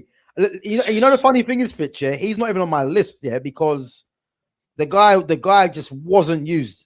I mean, the guy scored a hat-trick for the B team on his debut, and he still never got a look in. You know what I'm trying to say? Like, it doesn't make sense. But listen, let's just narrow it down, yeah. So it's between Harry Kane, Andy Cole, Michael Owen, and Alan Shearer. Now, you see Michael Owen, yeah? Michael Owen wasn't my type of striker, yeah? But this guy was devastating. I mean, the goal against Argentina, like, obviously, we know what he was doing for Liverpool when he broke on the scene, yeah? But Andy Cole was, I'm not Andy Cole, sorry. Michael Owen, I mean, the only player to win a Ballon d'Or, bro, for England. Like, people something that can't be overlooked. But the one thing that I will say against Owen was, like, yeah, he was a deadly finisher, but all the strikers that are left in this conversation are deadly finishers. And I'd like to put Fowler back into this final few because I do feel like Fowler deserves to at least be in this final fucking shakedown. Because for me, Fowler. Fitch, you know what though, Fitch? If I had my way, yeah, it would be Fowler and someone else as a strikers. Yeah, bro, I'll tell you straight. If I had it my way now, the two strikers that we go with would have 20 starts between them. Yeah. Yeah, bro, it's a joke. But obviously it depends on what the criteria is for this here. Because for me, Michael Owen and Robbie Fowler both play for the same club, same time. For me, I always preferred Robbie Fowler. Michael Owen, the one thing that really set him apart was his pace. But for me, I'm always gonna, if I've got 2 votes here to go in, one of them's already Andy Cole, and the pace of Andy Cole, ridiculous. Out of his whole Premier League career, 24 offsides, bro. This guy's pace, his timing, ridiculous. Like, bro, make your case for Andy Cole, yeah. And then we're gonna do it because obviously niche fan is surprised that Robbie Fowler and niche fan. Listen, there's no need to be surprised that Robbie Fowler was elite, man. I'm telling you. Trust me, man. Trust me that Scouse Brazilian him. But fucking bro, you serious player. Ridiculous. But the thing is, like, I'm gonna stick on Andy Cole just for the simple fact of, like, we've discussed it a couple times before. Obviously, when you look at him compared to anyone at club level, it is an argument for he's better than R9 at club level. You know what I mean? And I know that obviously R9 suffered a lot of injuries, but a lot of people do hail R9 as the greatest striker of all time. And for me, at club level, Andy Cole can chat to anybody. And all you have to do is go back and look at the records, the stats and statistics and all that. Yeah. Whatever you want to go off, whether it's medals won, all that, like he's done a lot.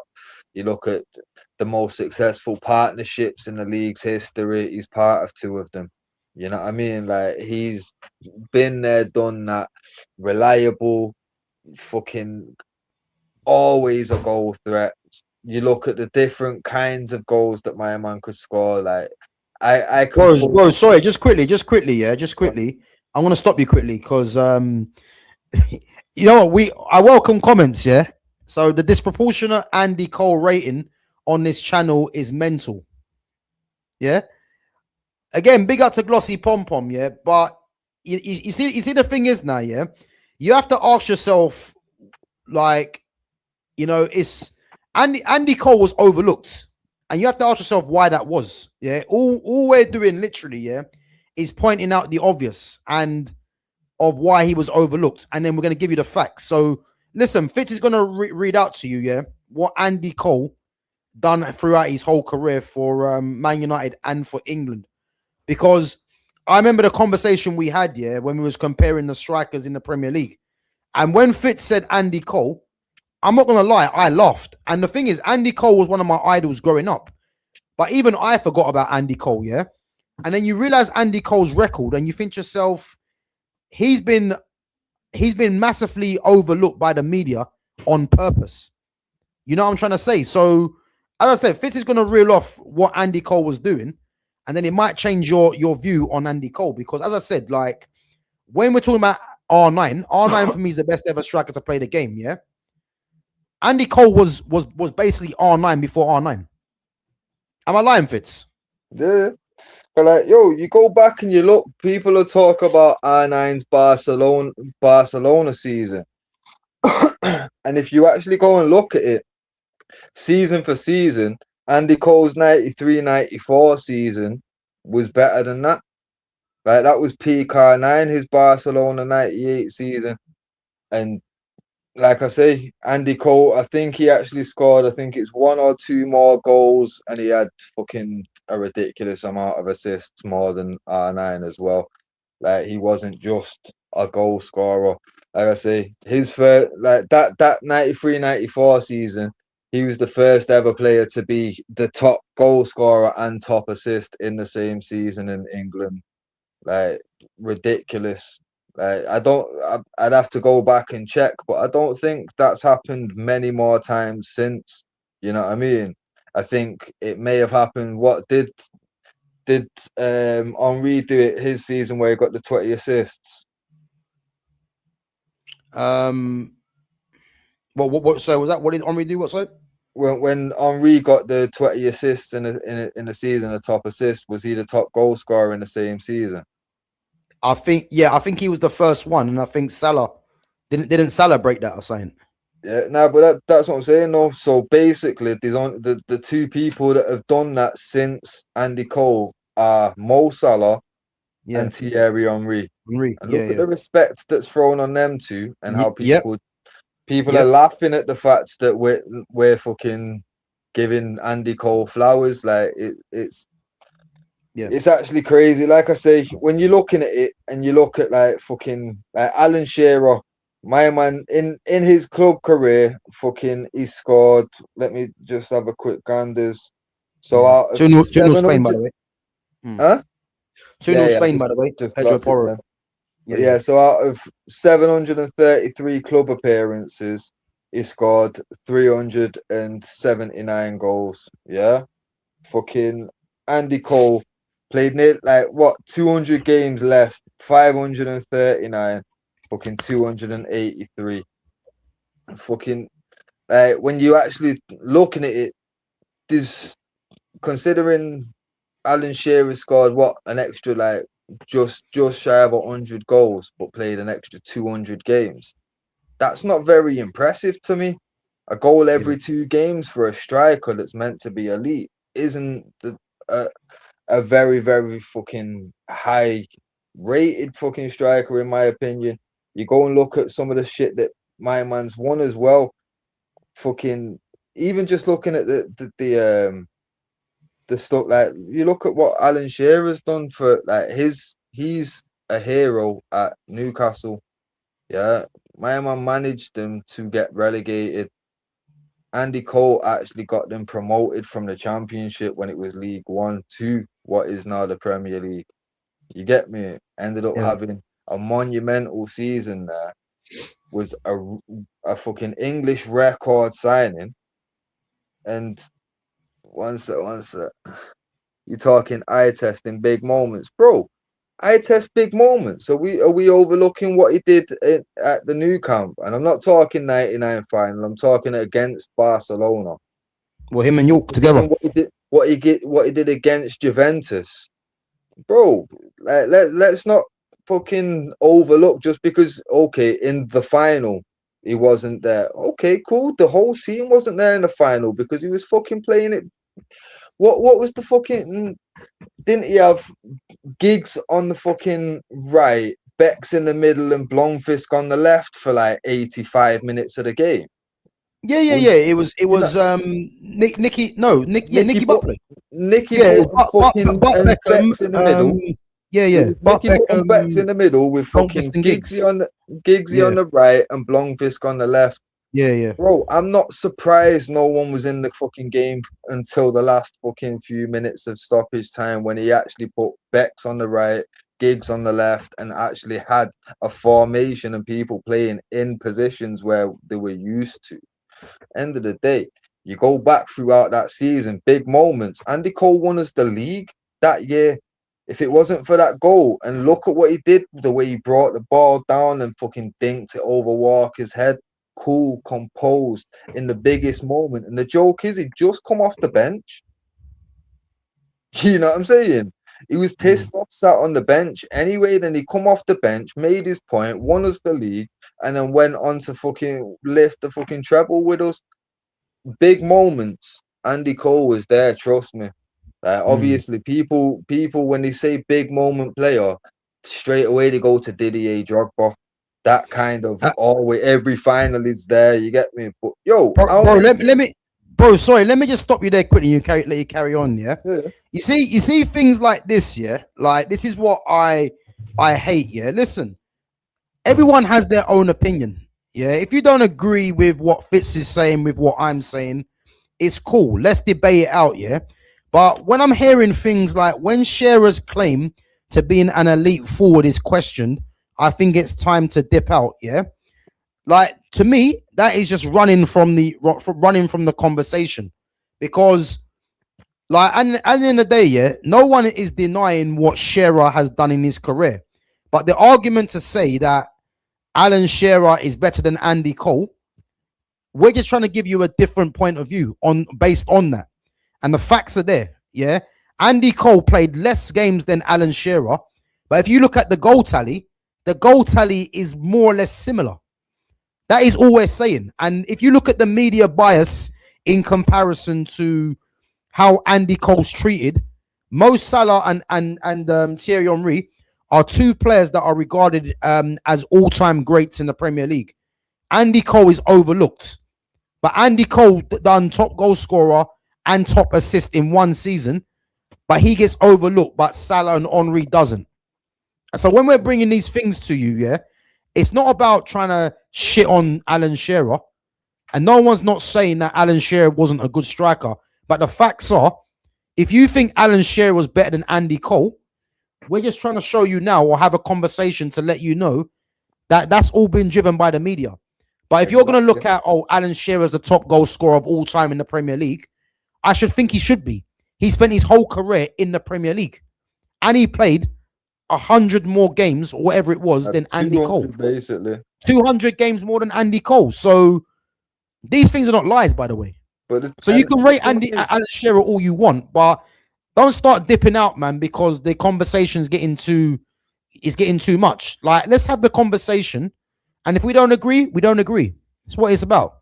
Go on, bro, carry on. Yeah, man, no, because the thing is, with this whole fucking Alan Shearer being called into question, like, yo, there isn't a question, but all I'm saying is when people are trying to say that Andy Cole isn't elite and Alan Shearer is, I don't see the difference when you're looking at the numbers. The eye test, bro. I watched United my whole life. Andy Cole was, it was Cantona and Cole, my fucking home and away kits every fucking year for the first fucking couple of years of my life. Yeah, like yo, Andy Cole was my guy. I watched him all the time. I was him when I'm taking shots. You know what, you fucking naming who you are before you lick the shot. You get me, bro? Yeah. I was Andy Cole. That's what I was doing. You get me? I'm watching Andy Cole finish all different kinds of ways, overheads, fucking bro. Anything you want him to do, he was doing. His pace was ridiculous. He never was getting caught offside. Like I say, his whole career, 24 offsides. Yeah, fucking Yeah. ridiculous stats for a man who's fucking probably number one or number two attribute was pace. Considering the offside traps existed forever. You know what I'm saying? No one could catch him offside. No one was doing it to him because his timing was immense. He was an elite striker. He's just overlooked because when people talk about it, like look at it, everyone's talking about how good Erling Haaland is. He's the only person to beat Andy Cole to 50 goals in the Premier League, and he did it with Yep. like I think it was 9 or 11 fucking penalties. He wouldn't have done it without. Andy Yeah. Cole did that shit open play. But Everyone's been talking about this the open problem play is though, stuff. Fitz, yeah, You know what I mean? I don't think people actually care about that. That's the problem. But No one has that's the thing. interest in that. No, but that's the thing. No, it doesn't really bother me whether they care about it or not. For me, it matters because I'm not the type of like for example, yeah, if you've got a right winger that's cutting in Mm. constantly and winning you penalties, and then you've got a striker that's taking all the penalties. Who deserves the limelight for 10 penalties scored? Is it the winger that's won you all 10? Or is it the Of striker course, that's put them away? Because for me, it's it's the the winger. guy that's won it. Yeah, of You know course. what I mean? Like that's the way I look at the game. And like I say, to me, the open play thing does matter. And clearly it matters not to everybody, because there's some people out there saying it doesn't matter when we're talking about the Bruno thing, but there's a lot Yeah, of people out there that it does matter to. And that's my point. Like this open play shit does matter to a lot of people. If it doesn't matter to you specifically, that's cool, innit? But when you're going through the records and the stats and that, yo, Andy Cole holds them all.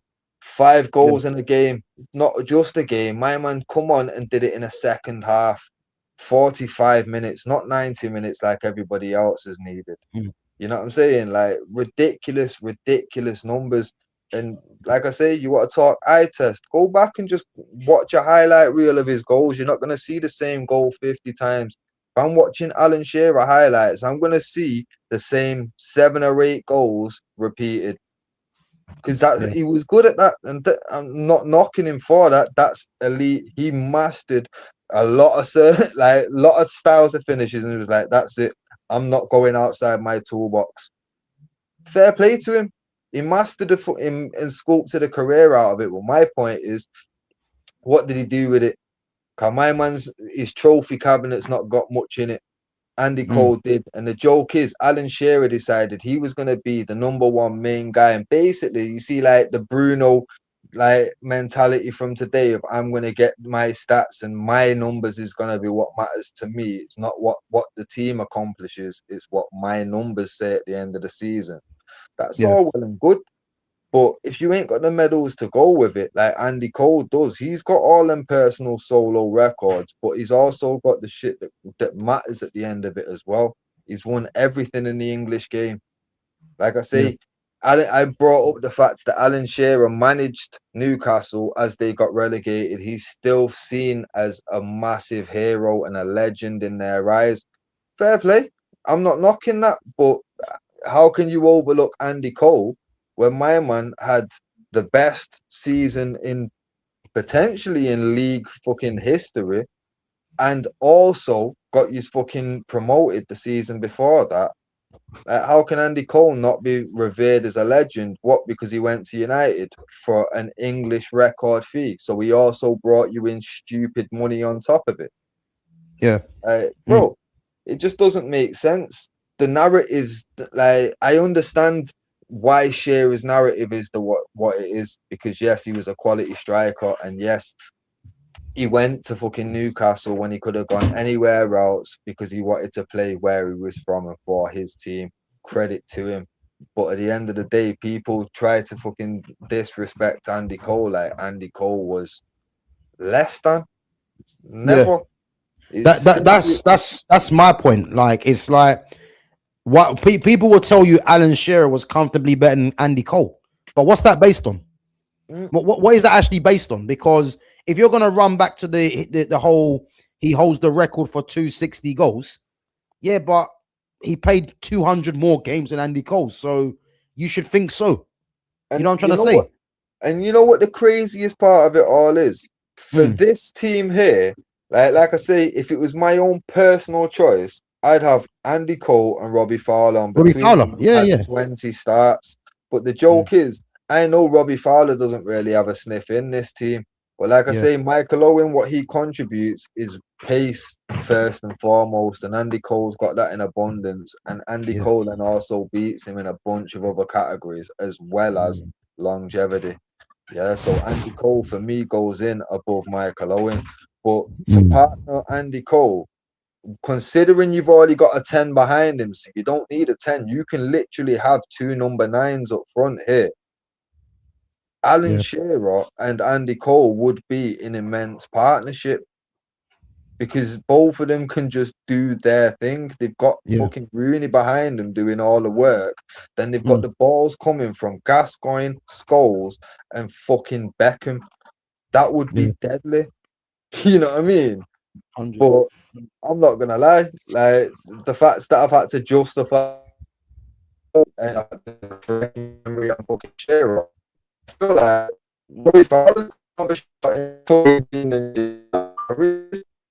bro, I think you're lagging. I think it's lagging. I'm not sure what's happened there. I think it's lag. It was lagging a bit, bro. Hello? Still lagging. Yeah. Jump back out and jump back in. I'll go through I'll go through some of these comments.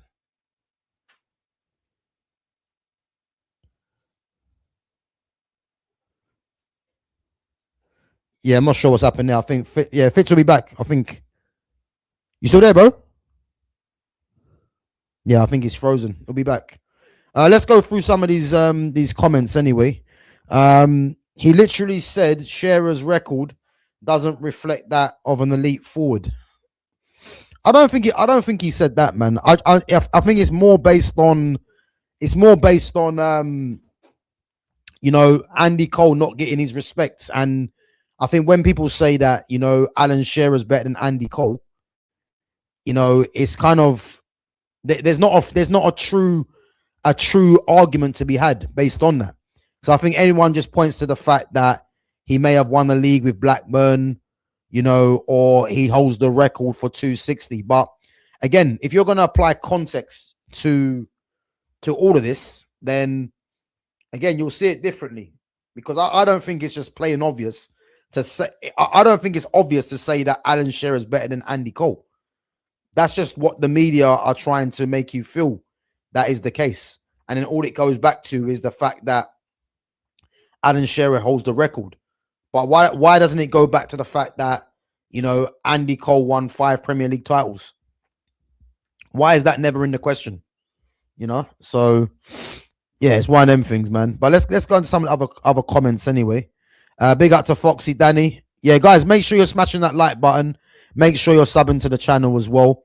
Yeah, Fitz will be back in a minute, man. I'm not sure what's happened. I think his internet's messing up. But yeah, he should be back in a minute. Let's see. Oh, yeah, here he is now. Look, he should be back on now.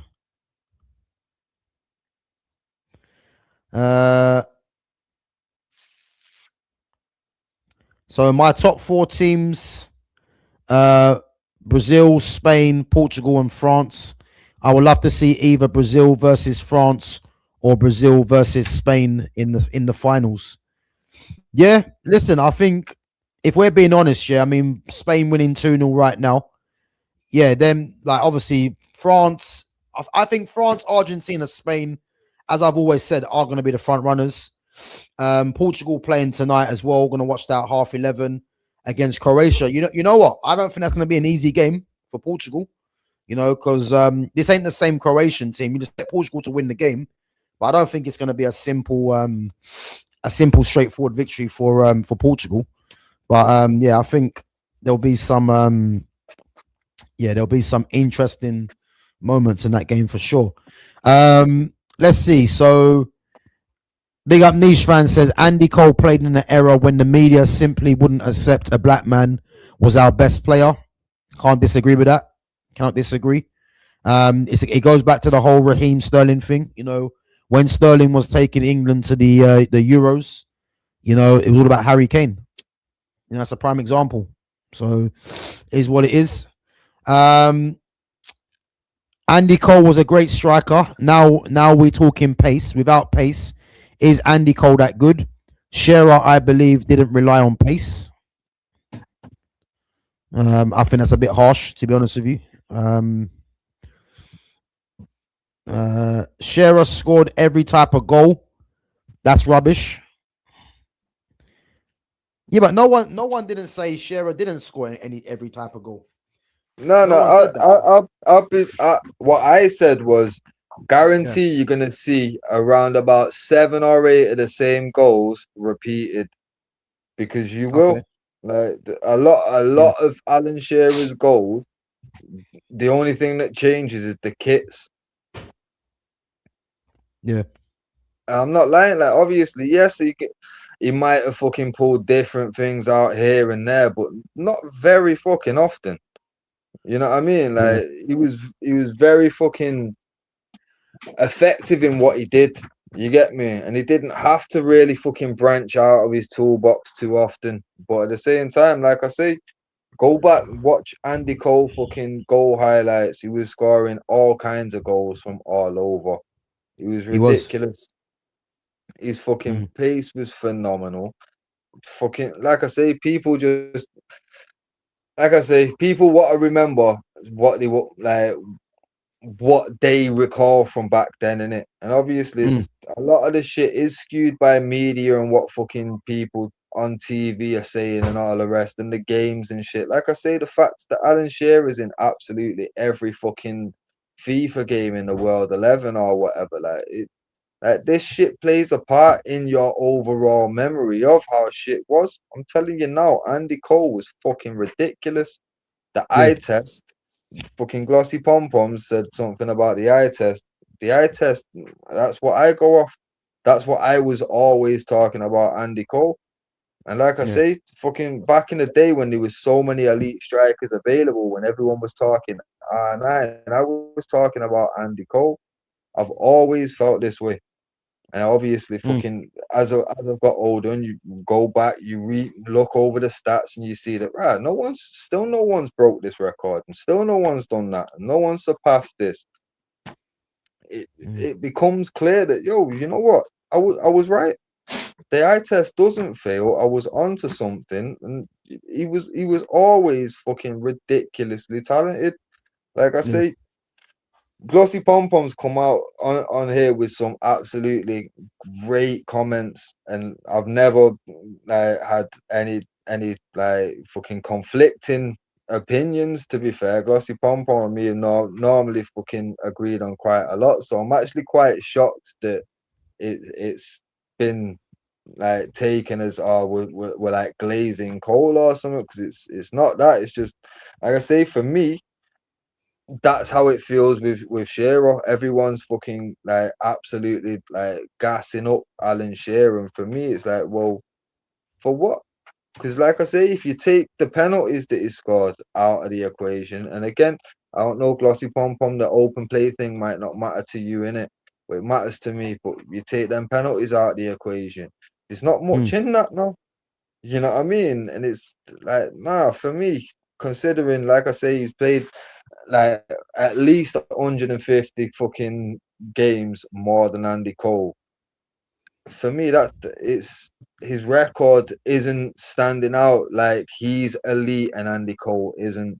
Now, I don't want it to be misconstrued where I'm saying that Alan Shearer isn't or can't be perceived as an elite striker, because yes, he can. Obviously, his record speaks for itself. But my point is, his record, yes, that speaks for itself, but that's the only thing that can speak for Alan Shearer.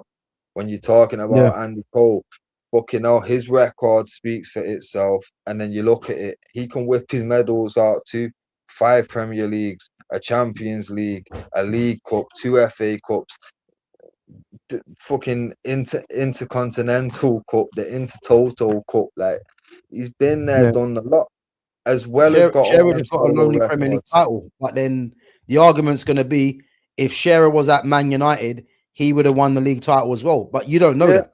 he would have. You But don't here's try the to say. here's the Yeah. thing though.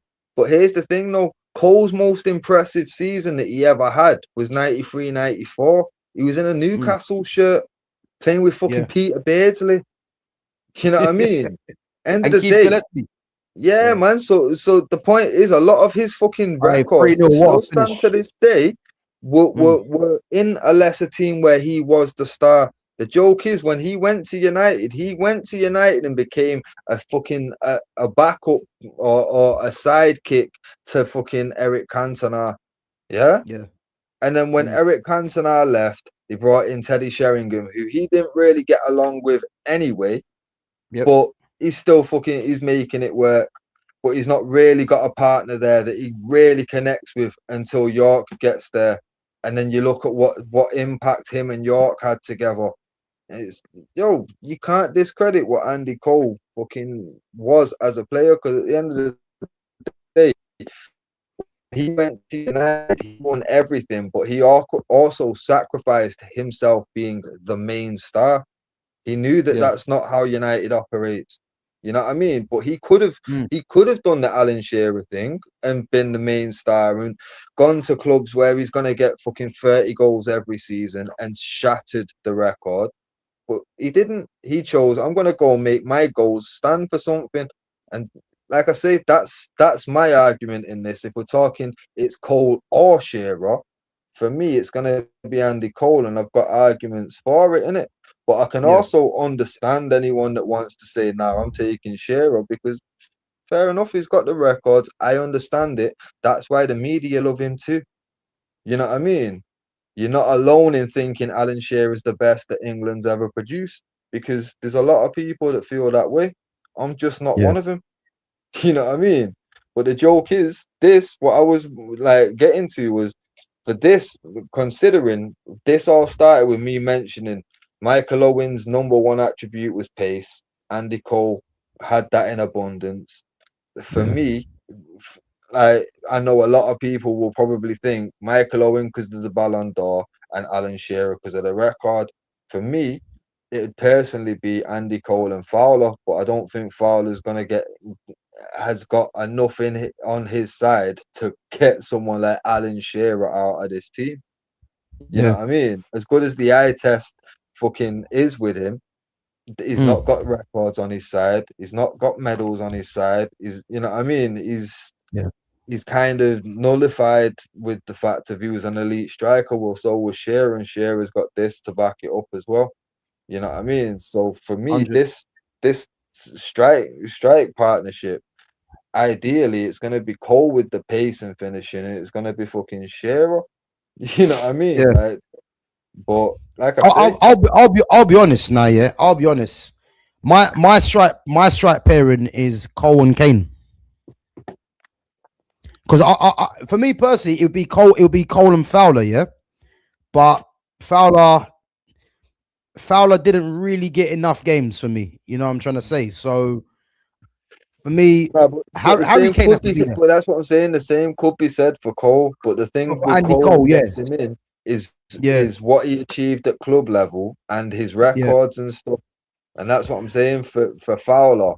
He's not got that on any of that on his side. He's not got yeah, records and he's not got medals. So you can't really dislodge a guy like Shearer from this combo. But Andy Cole's got a conversation, because it's his records are almost like, or his medals are like Owen's Ballon d'Or. You know what I yeah, mean? Like, it yeah, puts them in a combo straight away. You know what I mean? Or the records. But with like I say, with Owen, the thing he really provides is pace, but Cole can provide that as well. Yeah. I think realistically, Kane, fantastic shout, but when you've got two nines and a 10 there, you don't, and you look at the three that you've got in midfield. Do you really now need your 9 dropping deep? No. Like for me, No, no, no, no, these, not if Rooney's there, innit? but that's what I'm saying. For me, we've got two nines, and it's literally two nines because if you look what's behind them, defensively they're strong. They've got wings that can get forward. They've also got the Mm, two wide midfielders can get forward and do wings as well. They've got yeah, Rooney there behind them, so they don't need Kane to be dropping deep and collecting the ball. And realistically, these nines are exactly that, the nines in it. So yeah. I feel like But it's again, got to be fucking for me though, Shearer and I'd have Cole. Harry Kane in there because Harry Kane can do the target man and drop in deep. I hear it. That's I why hear it. literally I'd have him there. If Kane was going in, it for me the mentality would be him and Rooney are going to do a lot of interchanging throughout the game. Yeah, yeah. But bro, I'm Essentially, fine with like it. when Kane drops deep, I'm fine Rooney with it. can get forward, and you know what I mean. But Mm. yeah, like I say, I'd be all for Shearer being the other 9. Me, like I say, I feel like Andy Cole has to get in no matter what. Yeah, But listen, fucking I'll put Andy Cole in there because the one thing with Andy Cole as well is that Andy Cole offers something different to Shearer and Kane. Yeah. So really, you're looking at Shearer or Owen, really, innit? And it's yeah, like, can you put Owen ahead of Andy Cole? I don't think you nah, can. not for me. Not for me. But But again, it's amazing, yeah, how Andy Cole just he just get the disrespect on Andy Cole just gets overlooked. It is actually crazy when you think about it. nah, trust Like me. it doesn't really make any sense. But that's the thing though. If Cole's getting in, then on like all we've got left is Owen, Kane, Shearer. Yeah, For me, I'm going Kane and Harry Kane, bro. Shearer, Kane and Shearer I'm going Harry for Kane. me are Mm. very very tight. But Harry for Kane, me, yeah, Harry I feel Kane for me is better than Alan Shearer. He's better than Shearer. He I is, don't know. I I don't know bro. simply because I think I Kane's will. better than Shearer, man. Yeah, Nah, because the thing I will say in defense of Shearer, like he did do it in a fucking tougher era. You get me? And obviously, people are saying, "Oh well, Kane's now he's got medals too," but only just because he went to the Bundesliga. Now, if Shearer would have gone to the Bundesliga, he'd have won medals if he'd have gone to Bayern. You know what I mean? yeah, Like but this. Fitz, you know what though? I don't look at the fact that Harry Kane's won titles as to why he's better than. I just think he's a better footballer than Shearer. And again, Harry Kane's is an anomaly because Harry Kane's a top footballer and he gets goals and he gets assists. So for me, like it's a no-brainer when it comes to him and Alan Shearer. I I hear think it. he's better I than hear Shearer. it. Yeah, I hear it. Because to be fair, like obviously, as I already mentioned, Andy Cole wasn't just an out and out goal scorer. Even in his best goal scoring seasons, he was the top assist as well. You know what I mean? So yeah. you do want that unselfishness on both sides of the partnership, in it. Mm. So I can So understand it. really, we're looking at Kane or Like Shearer, I yeah. say, yeah. Like a part of me, Mm. I do understand the Kane thing, but a part of me, I'm still going Shearer just for the fact of, like I say, I do stand by the fact that Shearer did it in a much tougher era. Like I Yeah, say, bro, Alan Shearer was one of them man that, yo, you late in nice and early, the ref won't have the balls to card you, like we was just saying about Vinnie Jones and that. Like, he had to put up with that kind of defender, you know what I mean, and that yeah, kind of centre mid. So yeah. for me, and to be fair, I did see a thing the other day, Desai talking about the striker that he used to hate playing against was Alan Shearer because of how rough he was. He's like, Yeah, yeah, yeah. you get elbows and all kinds. So like I say, Shearer was, you know what I mean? He was very physical in a physical era. You know what I'm saying? I feel like there's not many, like, considering when we finish this and we get this final person locked in, we're going to compare this to the other teams, the other defenders. At least Shearer went up against them, man. I don't know how Harry Kane would fare against the Brazilian centre backs or the Nah, fucking listen, defence and all that. I hear it based off of that, yeah. But I'm just, but you know what I would say, yeah. I just think Harry Kane would find a way, because as I said, Harry Kane, yeah, the guys like Shearer, he's got no pace, yeah. But Harry Kane's smart, you know what I'm trying to say, and he's technical, and like he can, like, for me, he's got it all. He's got it all, Harry Kane. Like the guy can pass, he can shoot off any in any angle. You know, he's good in the air. Like for me, if I'm picking between Shearer and Kane, yeah, Shearer's played against those Brazilian defenders from before, but I just think Harry Kane would find a way, man. That's how I see it. I hear it. He'll I find a hear way. it. Like I say, I can see where you're going with the Kane thing, but I am leaning to it. Let's put this one to a vote, cause I don't know yet. Let's just see what the majority is saying here. Chat, let us know. Yeah, we're gonna narrow it down. Yeah, for the last position to Harry Kane and Alan Shearer. Let us know who you going with, Alan Shearer or Harry Kane, and then we'll get back onto the last comment and we'll go through the game yesterday before we wrap it up as well. So, yeah, let us know, Harry Kane or Alan Shearer. And then we'll go with whatever the vote says. Niche fan saying Kane. Yeah. And going off that comment that Niche fans got there on the screen about fucking Rice instead of Gascoigne because Scholes and Gerrard said they needed a defensive mid. If we was gonna go with a defensive mid, personally, it wouldn't be Rice, it'd be Carrick. It'd be Carrick or Owen Hargreaves, because Bayern Hargreaves was a fucking beast. He was, but as I said, like Carrick was an underrated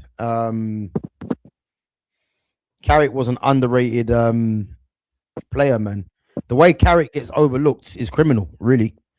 Yeah. Because Carrick should have been in that lineup, but it's only because of the Gerrard and thing one, you know what I'm trying to say. But guys, listen, that's our team anyway, yeah? Like, I think for anyone that says that Gerrard should be in there ahead of Gascoigne, like, it's telling me that you didn't really watch Gascoigne. Because Gascoigne was what Wayne Rooney was, you know what I'm trying to say. Carrick would have helped shoehorn Gerrard and Lampard. Exactly. And this is probably been the best comment so far, yeah? This is what I'm trying to say, yeah? You're playing Paul Scholes out of position, yeah? But Carrick would have helped if you wanted to play Gerrard and Lampard together.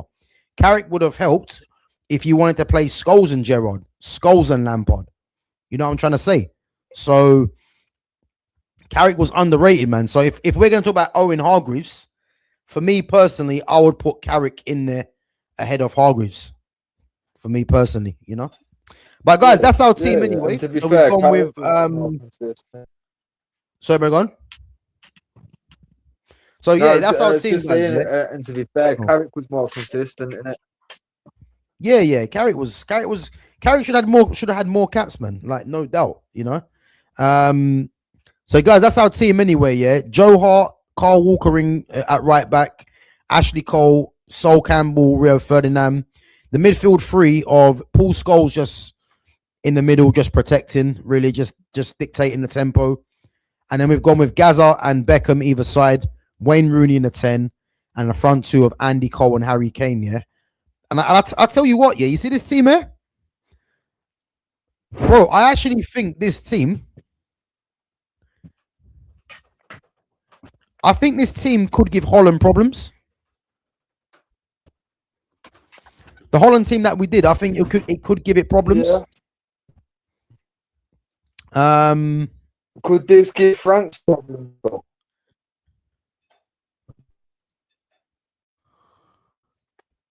Do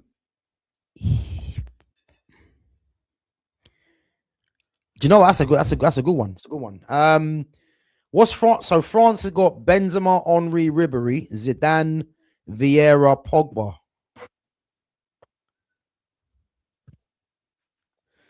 I don't know, I you think know. that'll be a It'll be close. It'll be close. Yeah. Because, bro, I'm looking at the spine. Yeah. defense. I'm looking at Campbell, Rio, Scholes, Rooney. Yeah. Kane, Andy Cole. Because if we're going player for player, yeah. Let's look at the France player for player with England. Yeah. Joe Hart or who do we go for in goal? Hugo Lloris. Yeah. So Wednesday, bro. Joe. Yeah. So Joe Hart or Lloris for me. Yeah, it's got to be in it. Yeah. And then we go Lilian Thuram or Carl Walker. Lilian Thuram. Thuram.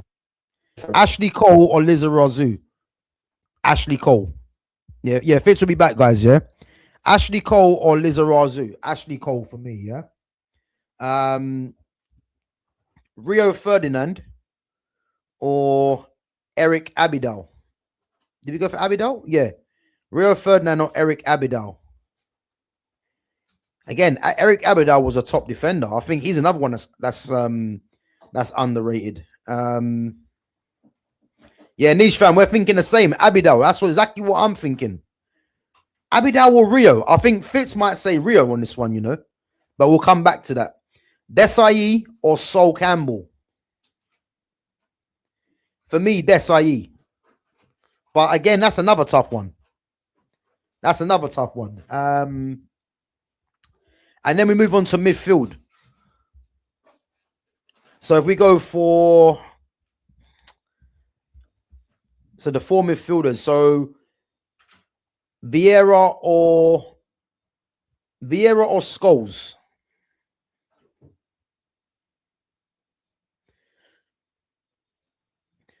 Was Abidal a left back or centre back? So Abidal was naturally a centre back, but played left back as well. So he played left back for Barcelona and for France as well. But he was naturally a centre back. So you could play him left side centre back or left back. Doesn't really matter. Vieira or Scholes? Niche fans saying Vieira. Oh, that's interesting, that one. Rooney. Sorry, not Rooney. Beckham or Pogba? Again, because they're playing different formations, I'm trying to get as close to player for player as it is. Kane and Benzema. Benzema for me. Yeah. Let me see what Fitz is saying as well. Fitz, you there? Oh, it's just loading. Right.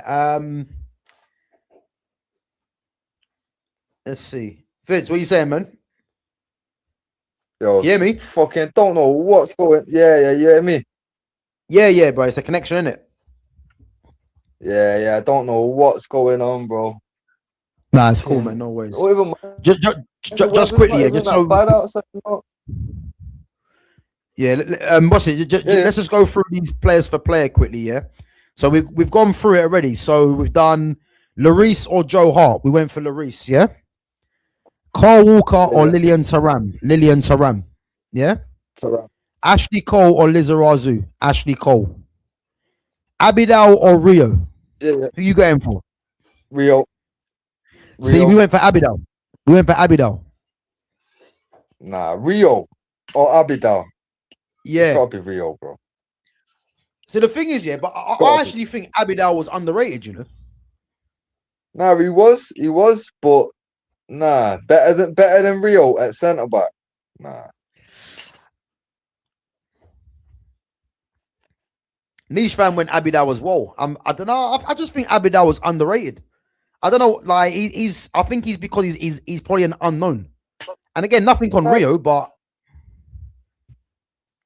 like I say, if I've been outvoted. Just personally, I'd have gone Rio over Abidal. yeah, I hear it. All right, Desai or Campbell? I went Desai. Nah.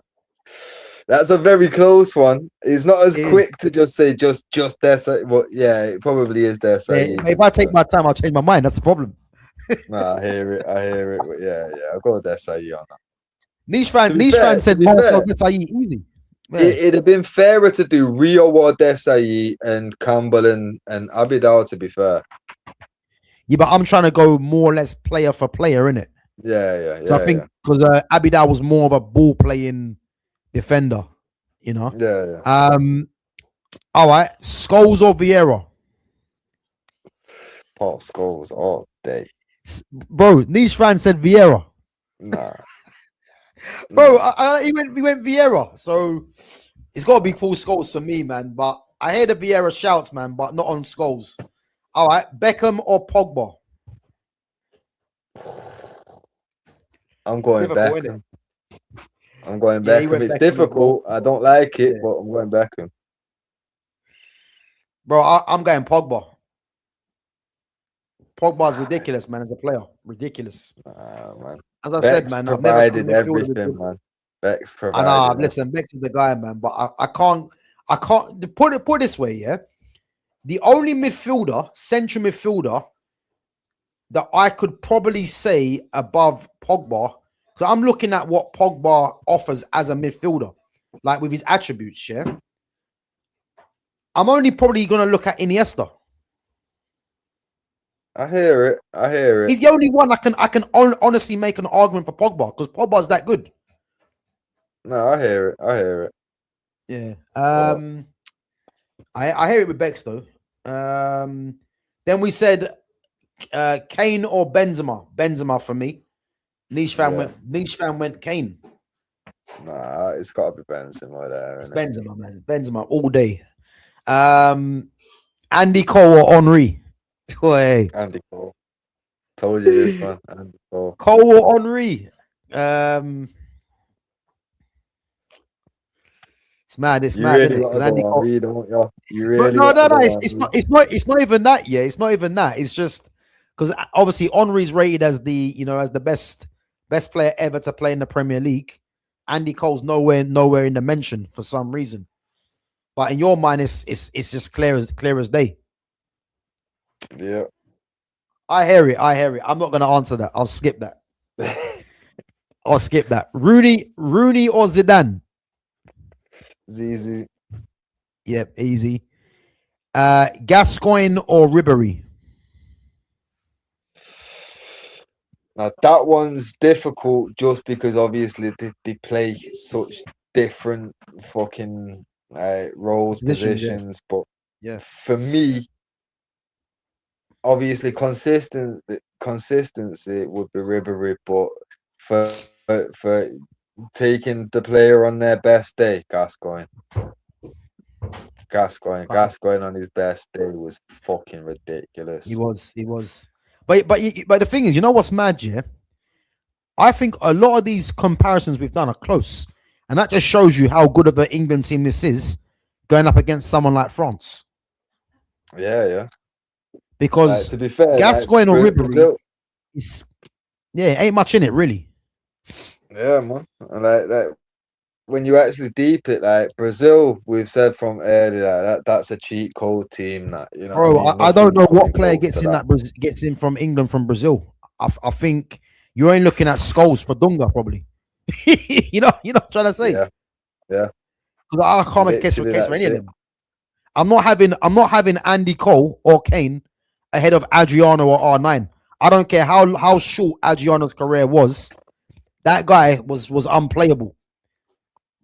Champ manager, football manager, Pro Evo. He wasn't real, man. He was a fake player.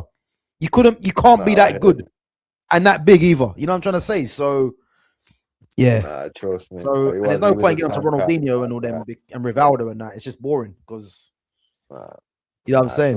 Trust me. That Brazil team is ridiculous. But that's what I mean, though. Like for me, like I know France and Netherlands would have been a decent game, but I think we edged that to France in it. So like France is essentially the team to beat for me. You know what I mean? Yeah. But I think Spain could be the only team, maybe Argentina, that could beat France. You know what I mean? Yeah, Out of yeah, what we've got left.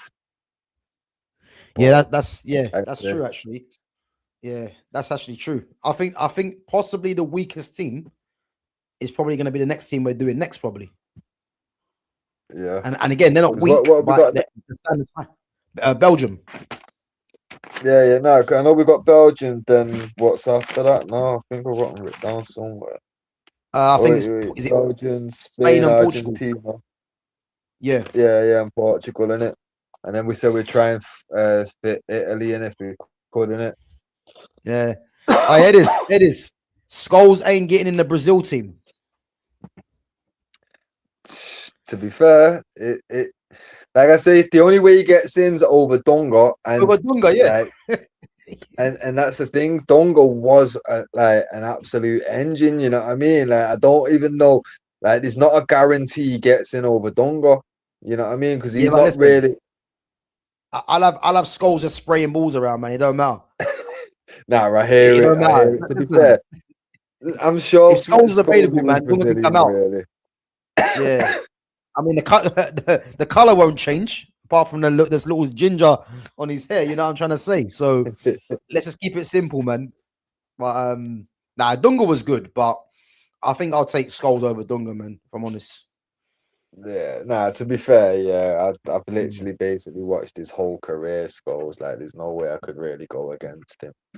So he yeah, probably would. But he doesn't, it's not like it's a like for like swap in it. That's why it wouldn't be so clear cut that he's definitely, yeah, but yeah, personal preference, I'd probably put him in there, in it.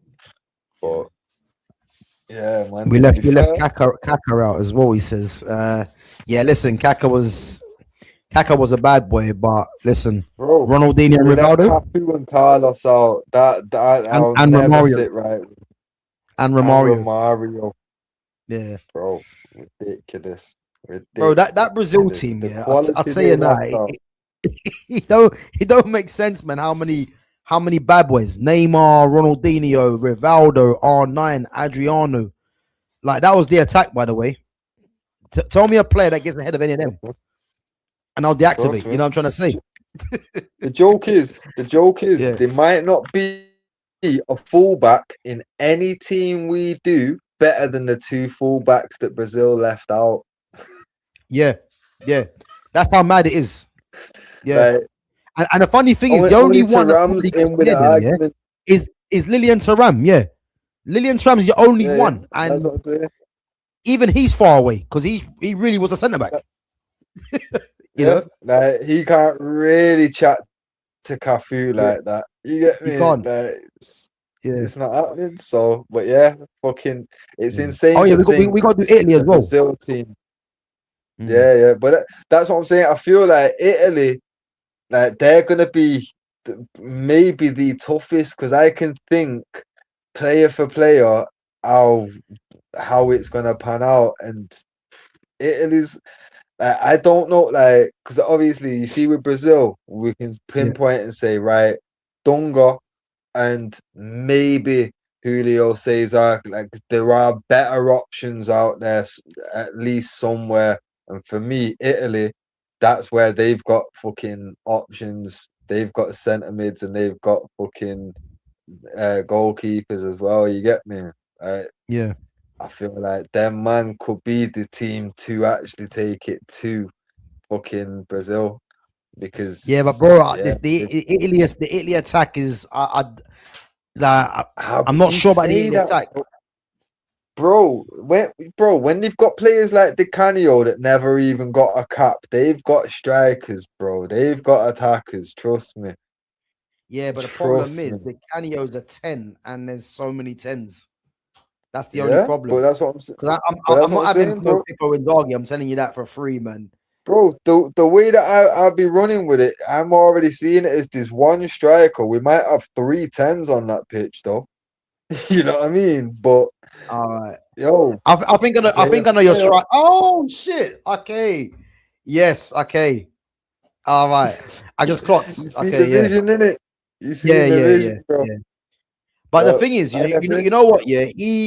He's not going to be better than Brazil's. Yeah, but he can be in the combo. yeah, Yeah, he can be in the and combo. And that's the thing. You can concede a position or two, but when you know, Yeah. all right, you're already gonna take longer and fucking Zaha. Can you get me? You've Yeah. got to concede, you're already winning. Bro, you're lagging again, I think, man. Fuck's sake. Yeah, it's lagging a little bit. Emil. 2 secs, yeah. Yeah, go on, bro, go on.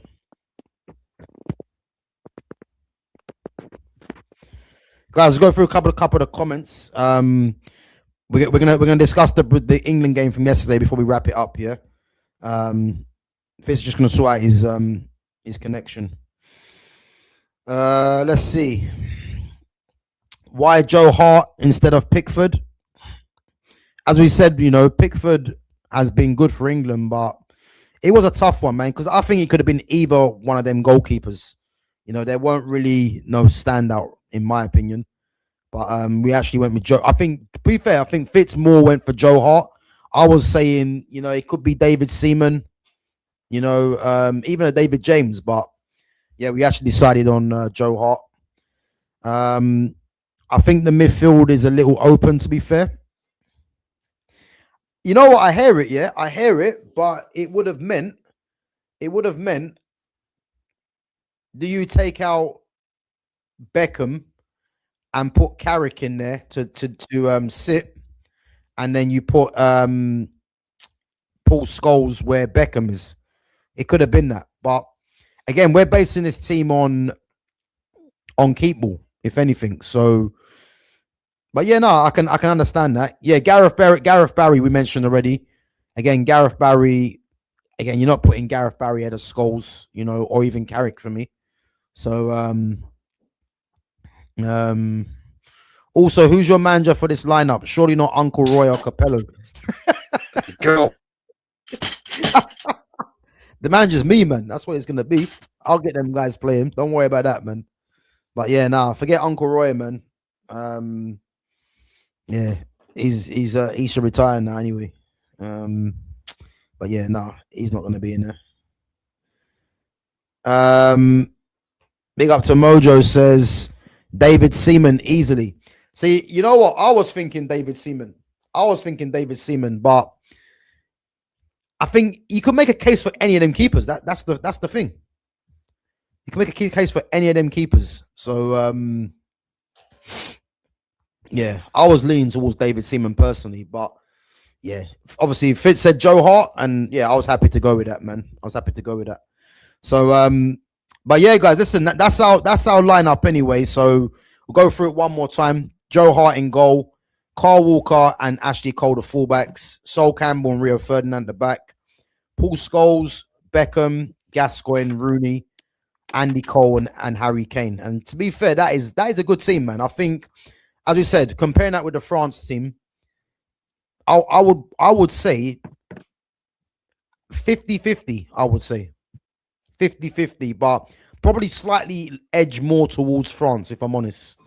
But yeah, that's a decent team for England. I think this England team gives Holland the game, I would say. But yeah, Brazil, forget about it, man. That Brazil team just don't make sense, man. It doesn't make sense. Probably the greatest team lineup I've ever seen. It don't make sense. You can't have too many, like all those players there. I mean, their weakest link, you would say, is Dunga, and Dunga was the captain, by the way, and he weren't no weak link. But we're just picking at straws here, clutching at straws here. You know what I'm saying? So that's how dominant they were. But if you don't want Dunga, just give me Casemiro, put him in there. You know what I'm trying to say? It's illegal, that team. It's illegal. You know what I mean? Like, who was the fullbacks? It was Dani Alves and Marcel. No, and Roberto Carlos, was it? No, it was Carlos and Cafu got left out. You ended up getting your two. Sorry. When we Alves and Marcelo as the fullbacks, yeah, and Carlos and Cafu didn't make the squad. Are you gonna beat that team, yeah, when you got Carlos and Cafu, who are probably two of the greatest fullbacks of all time? It just shows you what that Brazil squad are working with. And that's not even mentioning Maicon and Alexandro, by the way. Because Maicon or Alexandro would probably be in contention to be all-time England left back and right back. You know what I'm trying to say? That's how good they are. Yeah. So, yeah, man, it doesn't make sense. But guys, let's move it on before we wrap it up anyway. The England game yesterday. You know what? I'm not going to waste too much time. But what I would say, yeah, is me personally, I'm sick and tired of watching England play these dead teams. Like when I say dead teams, yeah, with all due respect, they're not playing any team really that you would think will give England problems. And it's been going on for way too long. And I'm actually bored of it now. You know, they got Mexico next game, high altitude. You know what I'm trying to say? It's going to be a tough game. And for me, yeah, it's, you know, if Congo were just a bit more clinical, England would have been out of there. They would have. But they've got one guy to thank, and that's Harry Kane. Harry Kane's an absolute joke because I watched that whole game and Harry Kane was nowhere.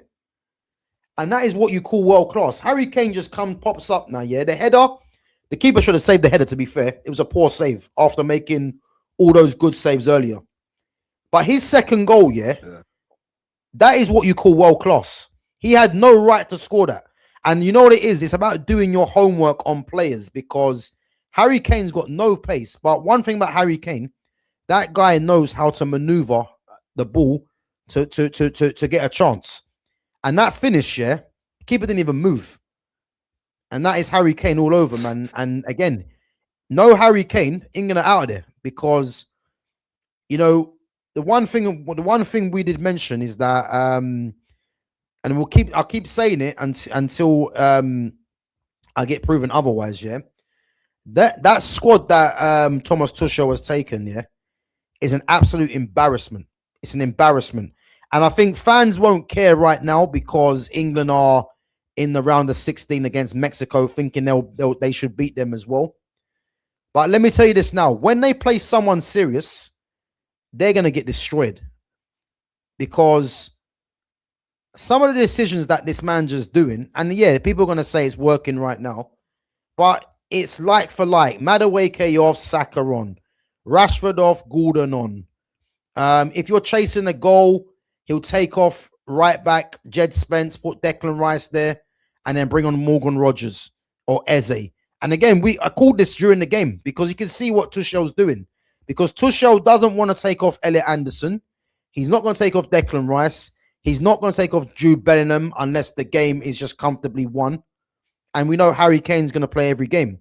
So his subs really are just hinging on the fact of Saka or Madueke, Gordon or Rashford, and then a right back. He's going to keep doing those kind of changes, yeah? Kobe Minu has managed to get himself back in the lineup here for Man United. And his prize for doing that, playing well all season, is going to the World Cup with England. 4 games, no minutes. Is this manager taking the piss? And you know what makes it even worse? England are crying out for someone to get their foot on the ball and dictate the tempo of a game, yeah? Kobe Mainoo's there. This manager is so hell-bent on playing Jude Bellingham is that he would risk taking off a right back to put Declan Rice there, not bring on Kobe, who can contribute in that game by keeping the ball. He would rather drop Jude Bellingham back there and keep Kobe on the bench. And I'm not sure if you guys see this as well, yeah? Did you see when, at the end of the game, when Tuchel was going over to Ivan Toney? Did you see Ivan Toney blank him? Yeah. Ivan Toney blanked him, yeah? Now, Ivan Toney is a bit of in a difficult one because Harry Kane got the 2 goals and Harry Kane's Harry Kane, yeah? But these guys, why are they here? They're here for what reason? The manager's not even making use of the squad, really. It's the same shit, same like-for-like replacements, yeah? And as I said, when they play someone serious, they're in big trouble. Now, if they beat Mexico, it's going to be either Brazil or Norway. No Yeah. way. I can see if they beat Mexico, that be in the game where they get exposed, because England don't play good football. They rely on set pieces, and in Harry Kane, they've got the best striker in the world right now that they're relying upon. Fitz, what did you make of the game anyway? Oh, I'm not gonna lie, fucking like just what you said then about if they'd have been a bit more clinical, like England would have been out. First thing that comes to mind was that was it Visser that had the fucking the Yeah, second when he hit the post. Yeah, it should be, you know? bro. If he Yeah, scores that, they're out of there. bro. Yeah, Yeah. And to be fair, like it just gone into the hydration break, and I put it into a group chat like, yo, I think England are out of here, you know. I think this is done. And obviously, fucking within like 5 minutes or something, Harry Kane fucking come back on and fucking back too. But yeah, he's a bad like, boy, man. I was even saying, like, to be fair, that's literally only because Kane just switched it on from nowhere, but like no one could see that coming. You know what I mean? Yeah. Because it was like Harry Kane, like you said, he'd done nothing of note throughout the game, and then obviously, just turned it on right at the end for us, in it. But Yeah, he's ridiculous, man. Ridiculous. the one thing I was like saying though was like realistically, this is like what's missing. Like what happens when plan A, because like plan A clearly didn't work, and Kane had to just make something happen. You know what I mean? Realistically, where those we don't have those kind of players at all. Like someone you can bring on to just change a game, because when everything is predictable, you can plan for it. You can't plan something like when France bring on a Turkey, you can't plan for Turkey. I mean, you can plan to an extent, but he's going to open up a game in his own way. I mean, we just don't have that. The only literally hanging all our hopes on Harry Kane, which for me, this is very reminiscent of every fucking tournament we've ever been in. We've hung our hopes on Rooney, Owen, Shearer, fucking, you know what I mean? Gascoigne before him, Lineker before him. Well, the fuck, why always on one guy when we had options where it was, like I say, this whole like for like shit. We're only just getting away with it with these lesser teams. I don't even know if get away with it against Mexico. You know what I mean? Well, like, we're gonna see now, because because the thing is, England haven't played no one. Look what they've played. Yeah, an Asian Croatian team, Ghana, Panama, and DR Congo. Yeah, they keep playing these teams that they're expected to beat. The problem's going to come here is when they play teams that they're not expected to beat, what they're going to do. This Mexico game will be very different, but you'd probably say England will be the slight favourites, even though it's in high altitude, isn't it? But my thing is... bro, your thing's lagging again, you know?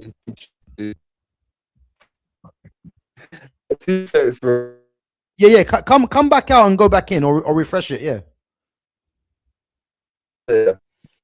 Yeah, cool. Yeah, guys, Fitz will be back, man. It's just, I think the connection is just messing up, man. I'll be back. So Mojo says Rashford was stinky. The Gordon sub won the game, even though I don't rate him that highly. Yeah, but I think with one thing about Anthony Gordon, is that Anthony Gordon's got energy and pace. So when you're playing up against a team that are defending for the majority of the game, you know, making a sub like Anthony Gordon isn't really rocket science, because he's got pace, he's got energy, and he's going to keep going. So in that sense, you could say it kind of worked. I think they said that Gordon come on and got 2 assists as well. But my whole thing is when they play up against a team, that has quality, you know, that can match them physically and for pace, they're going to struggle, England. I promise you. Because they haven't played well in any of these games, but they've got over the line purely because of the teams they're playing. You know, I've never seen an England team consistently play against teams like Panama, Congo, Ghana, and an aging Croatia. You know, and this is what I've also said about England. I want to see England play up against Brazil, Portugal, Belgium, Holland, Spain, France, Argentina. I want to see them play even Colombia. I want to see them play teams like that, and then you can really see what England are on. Because I tell you this now, Colombia would give them problems, you know, and all the other teams I've mentioned would all give them problems, and they're the kind of teams that I want to see England play.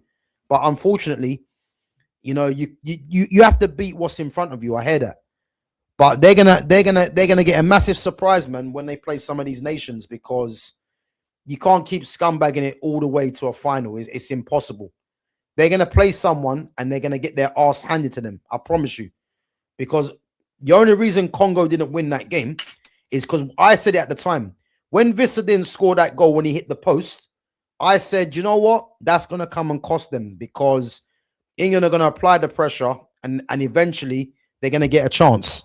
And it's just lucky that the chances fell to Harry Kane, and Harry Kane's world class. So the facts are, man, as soon as England play anyone serious, again, it might not even get to them. It might be Mexico, might be, you know, it might be the team that actually embarrasses them. But I can't get behind an England team watching this kind of football and watching what's going on there. I've never seen it. I've never seen, where a manager is so hell-bent on just playing route one and playing with just physical players that have pace. You know, it's boring. And they only beat Congo really because Congo are not rated as a top nation like that. Because had they have played any of the teams that I said and playing the way they did, they'd have been going home. It's that simple. It's that simple. So yeah, man, it's crazy. It's crazy. Guys, I'm gonna wait and see if Fitz coming back, and then we're gonna wrap it up. I think his internet's messing up. I'll give it a couple of minutes, and if not, we'll wrap it up. But yeah, make sure, guys, you smash that like button as well. Make sure you sub to the channel if you're new in here, and make sure you follow Fitz on his socials, which is in the description. Yeah, I think his internet's playing up. So 1 minute, I'll give him.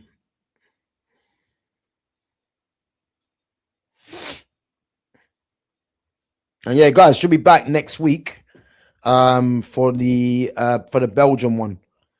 So yeah, keep your notifications on as well to see when we go live. 1 second, let me just.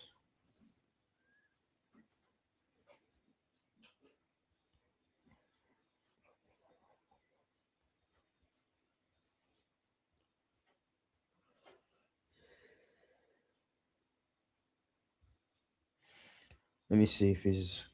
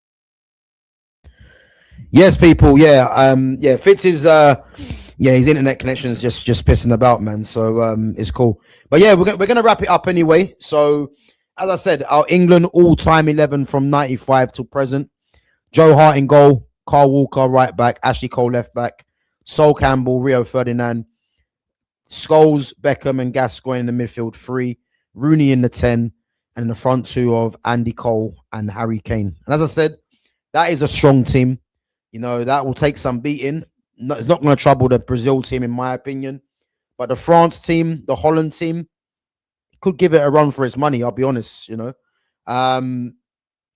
But yeah, it is a strong team. But guys, yeah, we'll be back next week for the Belgium one. So yeah, we are going to try and go through all the teams as whilst the World Cup is on. And again, if there's any transfer news that happens, especially in Man United, I'll be reacting to it, whether I do a video, you know, or a short, or even a live. It depends. But yeah, big up to everyone coming through each and every time. Make sure you smash that like button as well. Make sure you sub to the channel if it's your first time in there. And yeah, make sure you follow Fitz as well on his Instagram, which is in the description. And as I said, yeah, other than that, guys, enjoy the World Cup. Obviously, England playing on Sunday against Mexico. Mad hours in the morning. But yeah, let's see what happens, because this could be their actual first test come this tournament, playing against Mexico. You know, it's going to be in Mexico City as well, in high altitude. So that's going to be difficult, you know. And as I said, this pace and power, it could be the undoing, because England haven't taken any footballers, and this could be the game where they come unstuck. So let's wait and see. But guys, other than that, big up to yourselves each and every time. And yeah, I'll catch you guys in a bit. Big up to all the mods as well.